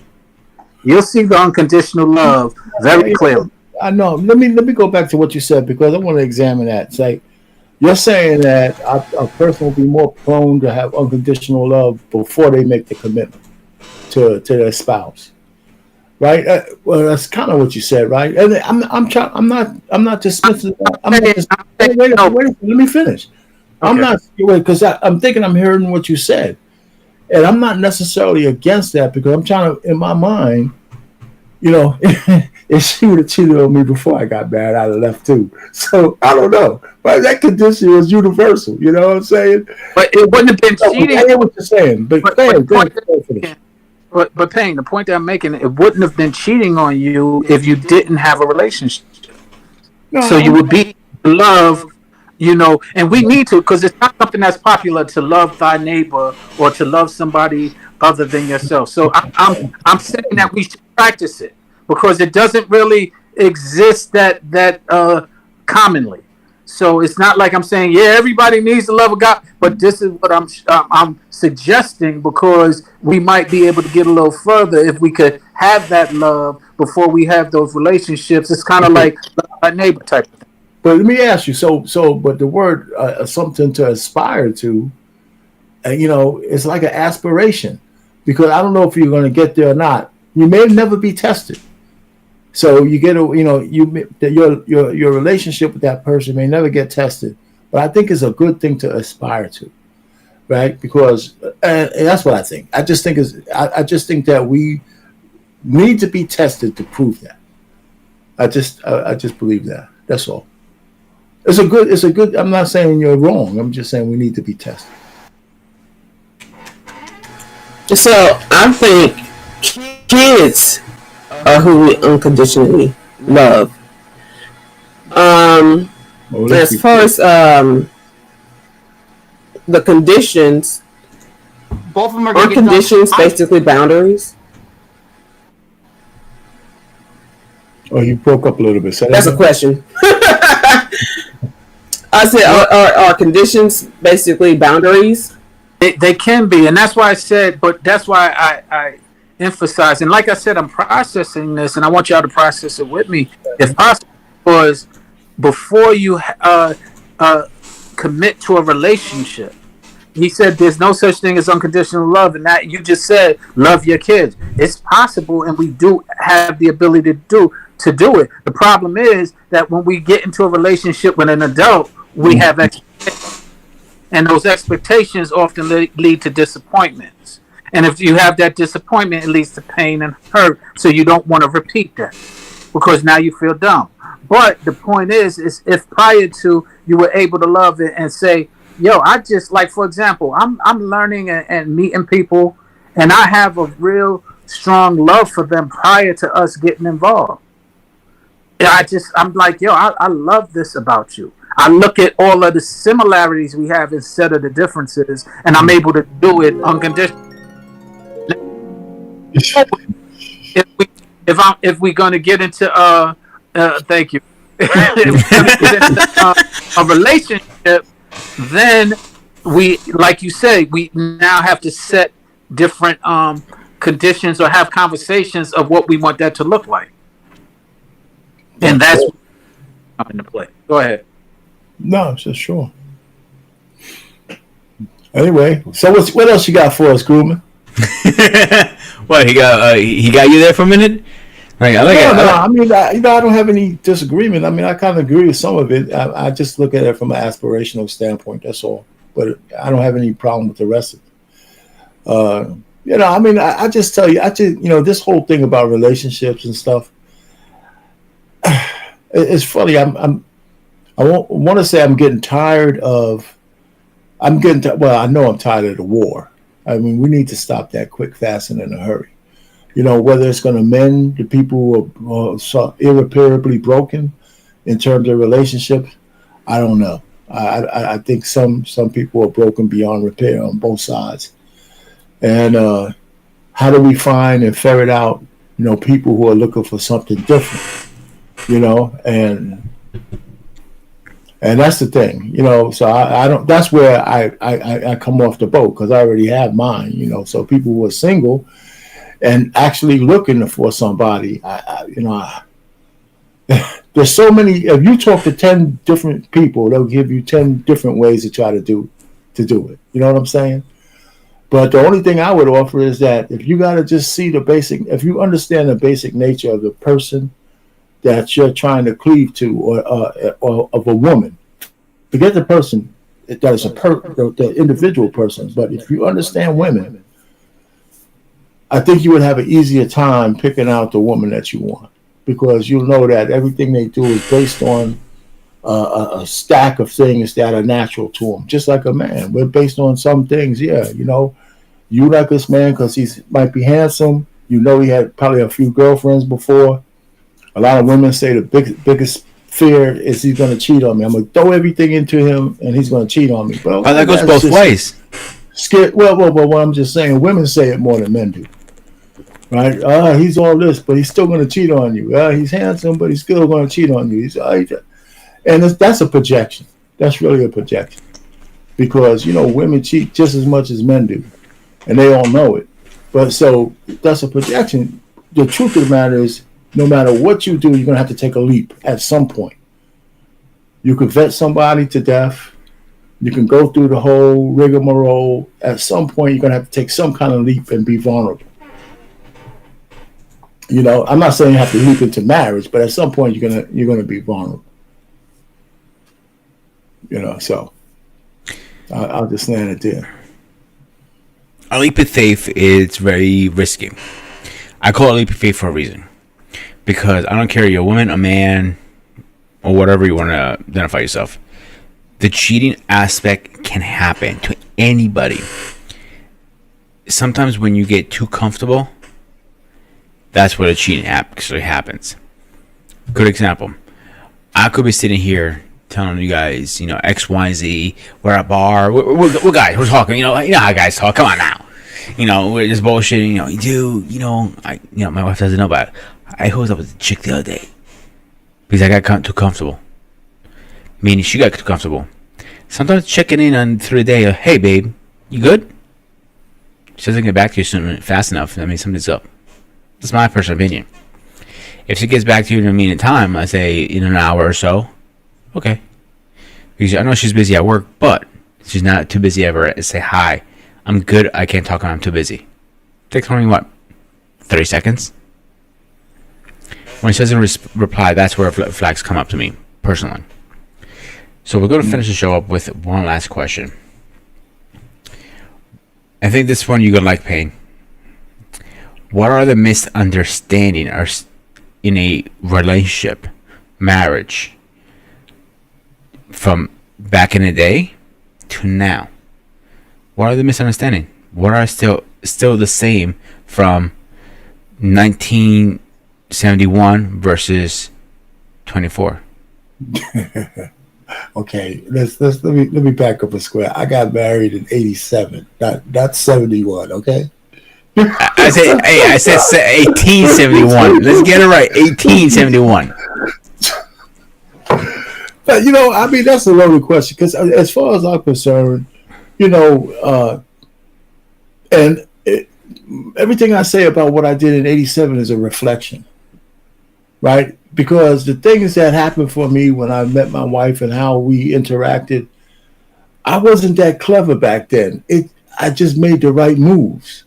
So looking back on it, I'm like I'm a genius and shit somehow, right? But I could tell you it was all happenstance and divine intervention, really. And because there's a couple of things. I might have told a story before. When I I worked with my wife's friend at my engineering firm, and so they had a party. It was like 80 dudes there and 3 women, and this lady just kept walking by me, right? She just kept walking by me.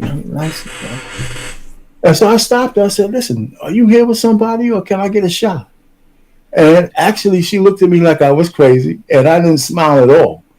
I just looked at her. I never spoke to a woman like that before in my life. Never. And, so we danced a little bit and all that stuff, and we talked a while. And then I said, well, give me your number. And I swear, never... She had a piece of paper, a regular piece of paper. She ripped off a corner That's right. and wrote the number on little teeny tiny on the corner. And so I looked at her like she was crazy. So she gave me the thing. I said, "Listen, I'm gonna call you, and you better act like you know me too." Yeah, that's how we met. I told her, I know she was the man. He was the man. I said, and I didn't wait. I called her the next day. And the very first date we went, I met her father. I met her family the very first day because I had to ring the bell. Yeah, there was no peeping on the horn. I had to ring the bell to go get her. And we went right, and this is the last time I landed here. That first date, I sat down and looked at her. I said, I don't need another girlfriend. I don't need another girlfriend. I said, if we're going to do something, we're going to have to do something that's meaningful. And she looked at me and she shook her head, okay. We went right into the courting phase, right into the courting phase. And 5 months later, we were engaged. And then, but I did ask her father for her hand. So listen, one more. He says, listen, man, I'm going to give my daughter to you in one piece. Make sure she comes back in one piece. I said, Mr. Powell, she's not coming back. She's not coming back. And that's been a whirlwind. It's been a whirlwind. It's funny. I just got my wedding tape from VHS digitized, right? I don't even have a VHS player anymore. So I had it digitized. I was saying, you know what? It'd be nice to just throw people on the internet, show people on the YouTube, and show people how the old weddings used to be. Then I say, well, half the shit was going on in that wedding. Even if I chop it up, they won't get the feeling or impact because they don't know nobody. You know what I'm saying? They'll get the pomp and circumstance, but all the stuff, when I put it from my family, had all of my old female cousin were crying because a lot of relatives have passed on now and all that stuff. And my wedding was smoking, man. It was smoking, man. And maybe I thought it was smoking because my father-in-law paid for it. Hey, I have a personal question for you. And you don't have to answer this. Do you believe in a big wedding? If you had to go back in time, would you still do a big wedding like you did, or would you keep it small instead? It's not necessary. We didn't plan it. It just morphed that way. It wasn't a prerequisite for neither one of us, and it just wasn't. But it just turned out because she was the only child. She was the only child, so her parents wanted to do it right. So anyway, but how is that today? I would say, the questions and the way I talked to my fiance at the time, my girl at the time, those same questions, the questions may be different today, but my question was just a subset of what you would ask today. They're just a subset of what you would ask today. I mean, I would tell guys, don't ask her about her body count. I mean, I've been married to her for 1 million years. I never asked my wife, man, how many. That don't matter no more. Yeah, well, it don't matter no more now, but it didn't matter to me then either. We had that conversation yesterday. So I mean, some guys are gonna have to know, and I said, I think you're crazy. I think you're crazy. But so we just had conversations like if she, and this is for you, Gumi. She said one thing to me, and I think it's true today. She says, "Look, when we're courting, so I want to put my best foot forward." And I need to show you the best. And I stopped. I said, I don't need to see your best. I want to know when your feet stink. I want to know whether I can live with you at your worst, not your best. That's easy. Mm-hmm. These are the kind of conversations we had. And a lot of guys, read that. So if there's an eliminator in there, I want to find out. And if guys don't want to find out the eliminator, so many men are in a scarcity mindset. When it comes to the woman that they're so attracted to, they're saying, if I say the wrong thing, she's going to leave me. And if you could say something that's legitimate and she leaves you for it, then she did you a favor. See, I know I get shit for this, and I'm going to say it. Don't care whether you give shit at me. You guys can break my balls all you want, but I'm a big believer before marriage, live with a person for a while. Because, you see, Go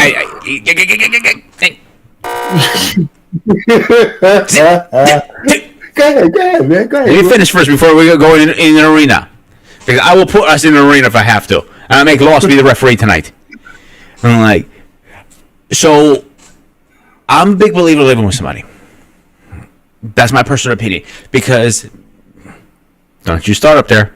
I'm looking at you because you get to know the person for a while. What you think it is. Yeah, I swear to God, man, I'm telling you. Did you ever live with a woman? Okay, you know what? Payne, you go first. Lost, you go second. Go ahead. Well, I lived with a woman before. When I was in college, I lived with a woman. She moved into my place because I lived off campus. And we had like a whirlwind relationship, man. This chick was crazy, and so was I, crazy frat brother. She was crazy. We were cheating on each other like crazy, all kinds of stuff, man. And but we were cool. She sang in the band, all that kind of stuff. I remember, man. She had a beautiful name, and I think we got engaged. Before you move on, the only question I got for you: what happens if being camp stays in being camp? Let me tell you about living together. Let me just tell you. When I started working, though, my man, a friend of mine, he had a girlfriend. He told me I want to move in with her. I said, man, don't do it, man. I said, if you're not marrying her, don't move in with her because it strips your romance, and it's half-assed because you're not marrying her. Your door's never closed. And let me tell you, I went to visit them. They were fighting. I didn't see the fight. But as soon as they opened the door, I felt the energy of that fight. I walked in, I looked at both of them. I said, you guys were fighting like hell in there, man. And it just hit me. Boom. I said, holy shit. And then he told me they broke up soon after. And they had a great relationship going. They had their own plan. We wanted to save money. And I said, don't move in with this chick, man. She's beautiful. I like her. But if you ain't marrying her, don't do it. It's a half-assed commitment. But that's why I think it's a half-assed commitment. Okay, the only thing I'm going to correct you on, if I'm going to move in with somebody, is going to be a commitment to marriage eventually. That's how it started. That's how I always say, man. Ain't that right, our pain? That's how it always starts. We saving money. We're going to get married in a way. And guess what? The only person saving money is her because you paying for everything. You know what I'm saying? Then you regretting it. You know what I'm saying? I mean, and grooming, the way I look at it is marriage, you want a safety net. And that moving in is a safety net. If you're going to walk the tightrope with somebody, y'all both are taking the risk. And y'all balance and hold each other up and get across that tightrope. But when you want to go and you want to go and live with her first, that's your safety net to be able to exit if possible, if something's uncomfortable, if something doesn't look right, and we need to stop going in with scared, basically. That's the one thing that's the you said what's the difference between then and now is that we act like we ain't scared. Marriage is a scary thing, and it takes a lot of work, and you got to be willing to take that sacrifice and get beyond that fear, especially if you're the leader. And as the leader, you got to be able to give her the confidence that we're going to make it across that road. Don't worry about that there's no safety net there because you don't need no safety. I am your safety. That I would definitely agree 100%. Like, you got to put it all 100%. If you're scared something's going to fail, it's going to fail. You don't fail. There's only way up, no down. So then why you have to move in her first then? This is the way I was raised, bro. Simple as that. Tell the truth. That's how I was always raised. Like, you always live with them a little bit before you get engaged and get married. And that's how I was raised. Well, Sean, I have one pushback for you. Yep, here we go. Round 3. Marriage is not all that. I think this when people say marriage is hard and you got to go through all kinds of crazy shit to do it. I disagree, man. I swear.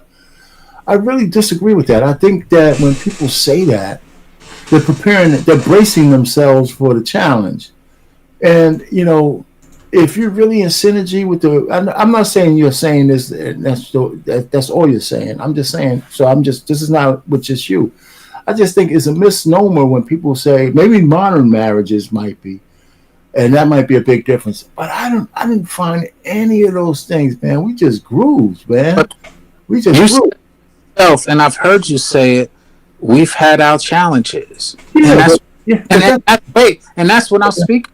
It takes work to get through that, and not just give up on it.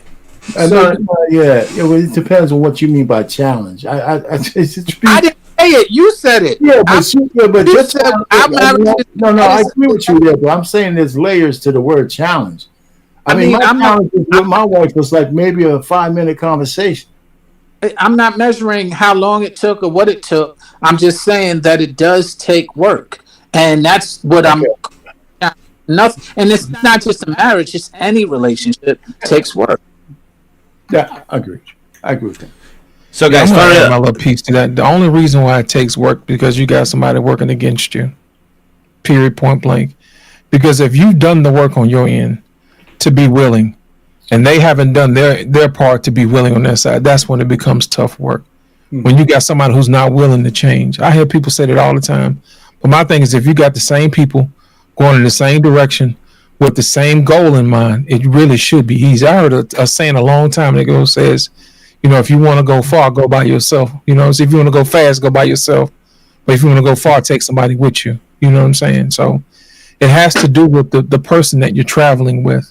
If you get somebody who's always pulling the rope backwards while you're trying to go forward, that's the part that makes it rough. If you're the person who's always trying to improve yourself while the other person don't, they're being a boat anchor, and you're trying to do it and drag them at the same time. That's the reason why I say willingness is the secret sauce. You see what I'm saying? Our Payne's wife was willing. That's the reason why That's the reason why he said she's a unicorn. You see what I'm saying? And in my situation where I had an ex, it was like we were going in two different directions. I wanted to go here, she wanted to go there, and we just didn't see eye to eye. And I didn't want to put her through, being uncomfortable when she really wants to go somewhere else. I'm like, hey, I'm gonna let you do your thing, but I got to do my thing over here because this is how I'm built, and this is how we do things over here. No hard feelings. You see what I'm saying? The problem is that when we get selfish and we start compromising who we are, we start compromising the mission. You know what I'm saying? At hand, that's what makes it really rough. So I always go back to say it's the willingness that makes it easy.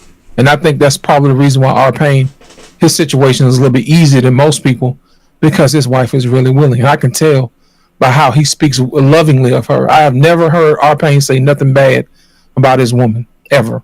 And I've been watching him for a long time.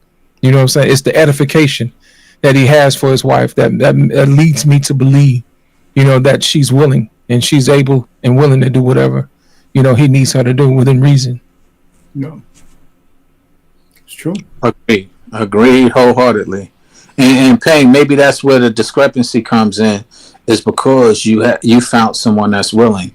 And as we continue what's changed from back then to now, to the question that's being asked, is that willingness? That willingness is becoming far and in between a lot of years, and that's what we're dealing with out here because we're willing to, and it's not even entirely anyone's fault because conditions have made them not willing. Like I said, that's why I emphasize so much on stop lying and things of that nature, because those conditions made women, for example, unwilling to trust or to listen to the guy who actually is telling them the truth and telling them some good things. So they're not willing to listen because they listen. I'll give you an example. I'm sitting here with my mother, and what I shared with her is she said, when I got married, I did everything I was supposed to do that I was told to do, and I followed and I was cooperative. And I said, Ma, you're absolutely right. You did your job, but my father wasn't mature enough to do his job at the time. He matured into it and did it after, with us and the children after 20 years or so when we went to go live with him. But initially, she did everything, and then because she did everything, she was very disappointed and skeptical of doing it again. You know why, don't you, Sean? I don't think we give men enough grace to grow in the on-the-job training. Everybody assumes that men have this special book that says manhood on it, and they think that we're supposed to know everything that we're supposed to know at 21 years old or 18 years old when we get it. And we don't give men grace enough to actually grow into their manhood, gather experience, gather those things that may come a man along the way, and quit crucifying him for not having the information that he needs to have. That's the main reason why most guys reach their prime generally about their 40s and 50s, where they actually have some type of wisdom to gain from it. You know, in certain cultures, you are not allowed to get married until you reach a certain age, because it's because marriage is important, and it requires a certain level of maturity. You see what I'm saying? But my thing is this: that's where grace comes in. Women need to learn how to give their men grace to say, "Hey, I understand you don't know everything. Just as long as you're willing, as long as you're able and willing to fight, that's fine. You don't need to know all the answers. The problem is we're not willing. And the problem is we don't have enough people around us to give us that grace." I agree, and that would be something my mother now will say that she understands differently as well. That she didn't give him that grace to understand that he might have been like my father was very sheltered. So by the time she met him, he wasn't. He was just getting loose from under his the sheltering and the what was that? Apron strings. Strings that she calls it, that he had. Hey. Yeah, they said, "Hey, ma." Hi. Hello. And so with that being said, that is exactly what you're saying that didn't happen. And a lot of women nowadays doesn't give that grace. And I half-heartedly blame them. Because sometimes they did, but they did it for the wrong person. For the person who was gaming, or for the person who was just trying to get into the panty, saying "I love you," saying you know, and I get, you know, and this is where I fight with it. I'm pandering, as they would call it, because I fight with men about it all the time, because they sit and tell me all the nonsense they try to tell those women, and I'm like, yo, you can play that with them, but don't tell me that nonsense, because it's nonsense. You know, Don't man, tell me that. And Payne, I'll be like, don't tell me that fraternity brother stuff, because I ain't in no fraternity. Sean, I don't need to do that. You know, I just saw this movie called Species. Species is one of the most underrated, the first one. And the scientist who bred the chick, right? He said, "Well, we chose the creature to be a female because they're usually less docile." And the other guy said, "You know, you don't get out much, do you?" You know, because women are better. You know, women are better predators and hunters than the dudes, especially in the lion packs. So all I'm just trying to say is you giving these women too much grace, man. More grace. We just talked about grace. You can't put all that on men. You know, women have hypnotized men since the beginning of time. I mean, why do you think this is a one-way? What do you think this is a one-way street that men just have to lie to get the box? No. Hey, I don't think that men admit it, and we know it, and we didn't deny it. No. I'm not. Not all men. I'm not saying all men, but what I'm trying to say is your conversation is like women are just helpless creatures, and these men come in and say things a lot. Yeah, men lie. Men do lie. Let me just say this, Sean, before you go. But men actually get boxed by telling the truth too. I advocate that. I tell you that all the time. What do you mean? I'm telling you, but you ain't giving them no credit for that. But the reason why is because you got to realize, from my perspective, Payne. Okay.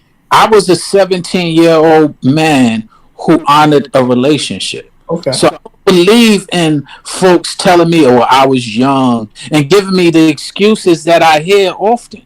What happened with that relationship? What happened? I got hurt. She didn't believe me. Okay. So but literally, remember I told you Monday, I literally just went to her funeral Friday. Yeah, I didn't know it was the same woman. Okay. And that is the relationship that we still continue to have, because I still loved her and gave her the grace, and she learned to love me more than probably any man she ever had from that point on, because she learned that I did do those things for her. And you got to realize, at 17, I was a rap artist on tour with Guy and Frankie Beverly and Mays and all of this. I was the one on the tour bus when they was like, chicks was throwing themselves out, and they was like, "Yeah, come on." And we had 4 girls, and I'm the one saying I got a girlfriend at home, and the whole bus is like, "Oh man!" So So I go from that standpoint. So when I hear all of the nonsense, and I don't judge people for it, but I'm like, yo, why are you playing games? Why do we got to play these games? If you want the box, you can say that and you can get it. I've seen it. I've done it. But when they sit there and be like, well, I want more, I could get more. I'm like, yeah, I get it and I understand, and you're right. But now you don't care about anybody who sacrificed it. And where you and the reason why you speak differently to me is because what you said earlier. You was young and you was chasing and cheating and doing all of those things. I didn't do that. No, I didn't say that. Hold on. Wait, hold on. Did y'all just say I had a girlfriend that I cheated on? Yes, I did. But that's what I said? That's what I'm referring to. When you gave me a blanket, first of all, I had like a little handkerchief on the Johnson, and you gave me a whole big blanket of cheating. It was like, Wait. I give up with you two. You guys fight more than a married goddamn fucking couple. Lost Grumman. Can y'all test? Didn't he just say about 20 minutes ago? Me and my ex-girl, my first girl, we did a lot of cheating. He did. Didn't he say that? One I live with. Yeah, but you wrapped me in the whole shroud like my whole life was one big cheat. It wasn't like that. I mean, there was one. I just repeated what you said, and you get defensive because I repeated it. That's the stuff that I be talking about. I'm just trying to back it down a little bit. I cheated, but I didn't. You had me like I was like a poker table looking at the 8th card and shit, man. All right, you two. Stop playing little schoolgirls over there. Payne, this is the issue that I be having. I repeated your word, and now you get mad at me. I'm not mad at you. I'm not mad. You said, wait, you made it sound like this. I said what you said. No.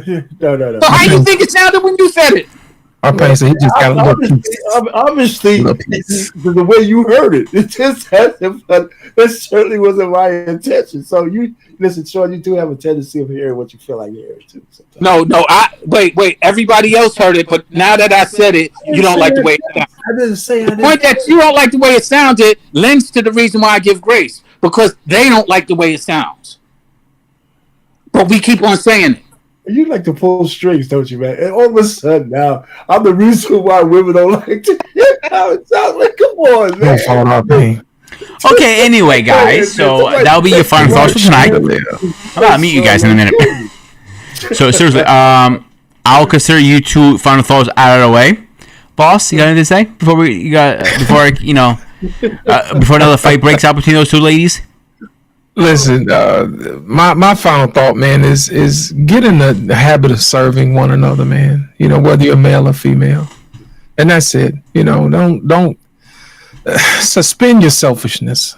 Don't use your selfishness as a guidepost to what you're supposed to do. Because that'll lead you down the path to people and places you really don't want to go, or where you want to be with. Just because something looks good to you don't mean it's good for you. And I heard my grandmama say that a long time ago. And you know what? She ain't never lied. You know what I mean? Sometimes I've had to let girls go.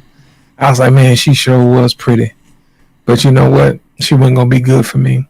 That's a bad feeling right there.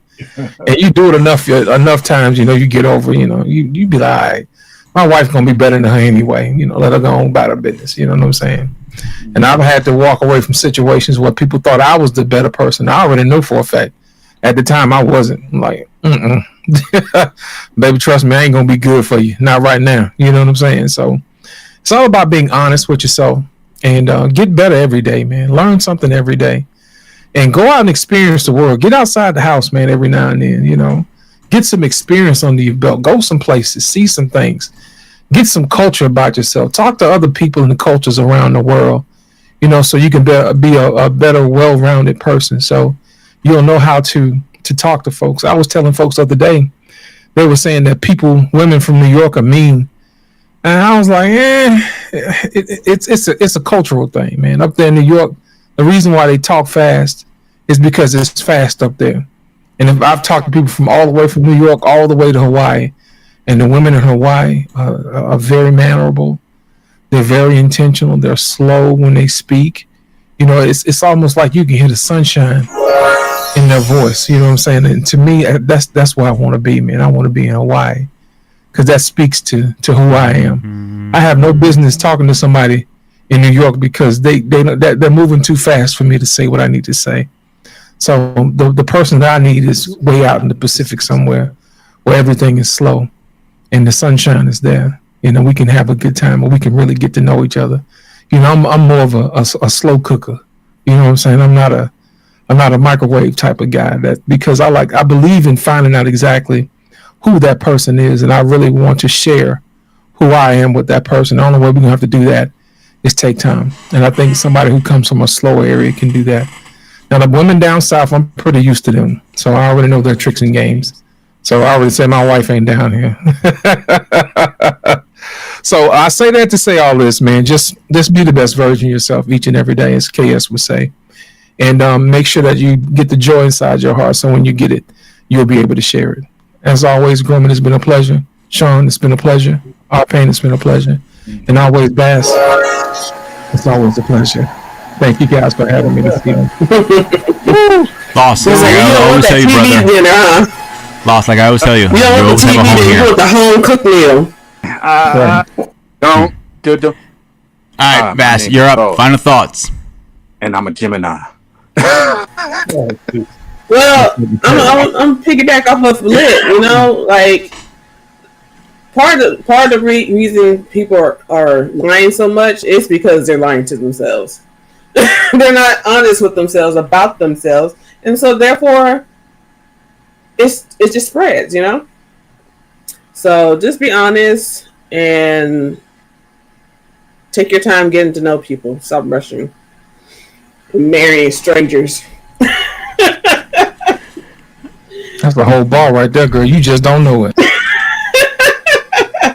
So before we get into my final thoughts, Lost, you always got to home. Sean, welcome to the team. Your first Spartan arena. How did you think? Did we treat you well? Always. I enjoy having conversations. I enjoy hearing different perspectives because I enjoy learning and growing. And, you know, the perspective of what Lost shared, I'm going to borrow it at times, which is find somebody willing to grow. Because, like I said, I use other words and my words become offensive, such as grow up. So my final thoughts is kind of double whammy. I'm in 2 weeks ago. I'm in an announcement. The challenge changing. I'm going to be going away from the pre-recording beers, all that stuff. I'm going into more the live stream era. But I'm not going to change the name. I thought about it. I'm not changing the name. I thought I may change it to maybe the Real Spartan or Spartan Talk, something like that. But you know what? I'm going to keep the grooming reviews because we're grooming ourselves as men. We're grooming as women. We're grooming as a person. So the reviews part, yeah, you need to review yourself. You need to check yourself. When you get in that relationship, are you going to good intentions? Are you going into to say, I'm going to bang her for a few months and I'm going to get the fuck out of there? You're a scumbag for that. If you're actually going to use somebody and break their heart, that person can be scarred for the rest of their life. Treat them with respect the way you want to be treated. Because eventually, karma will bite you in the fucking dick. And you're going to get the same payback. They're going to use your dick and then say, deuces, I'm out. And then you got to pay child support for 18 years. Guess who will lose? Who has the final laugh then? Not you.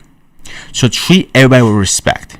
If you're looking just to have fun, be straight up. Hey, I'm just looking to have fun right now. I'm not looking for a relationship. I bet you $100 they'll respect you more than lying to them. No reason to lie. Because everything comes out eventually. Except that. Schedule update. I have nothing the rest of the week except barbershop. Me and Lost and Payne are going to probably be on the barbershop, probably stirring some shit up. You know what the topic is this week, Sean? I mean, Lost, I'm sorry. I have no idea. Black man, but he probably already got it up, but I hadn't looked at it yet. I looked at it a few minutes ago. He didn't have anything up, so he's probably going to post it tomorrow or something.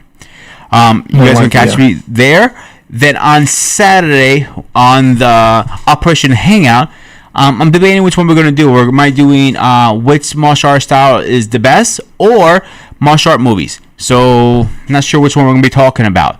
Of course, all you guys are welcome to come on. Just let me know if you do or don't. I'll send you the link. Sunday, me and Paul, the gray area. As always, we're gonna have some fun on that one. This is always a good time. And next Wednesday, we are talking about, where is it? Boss, you're gonna like this one.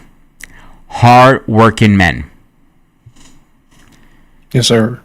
I knew you were gonna like He that work hard for the money. one. So accept that, guys. Show your work.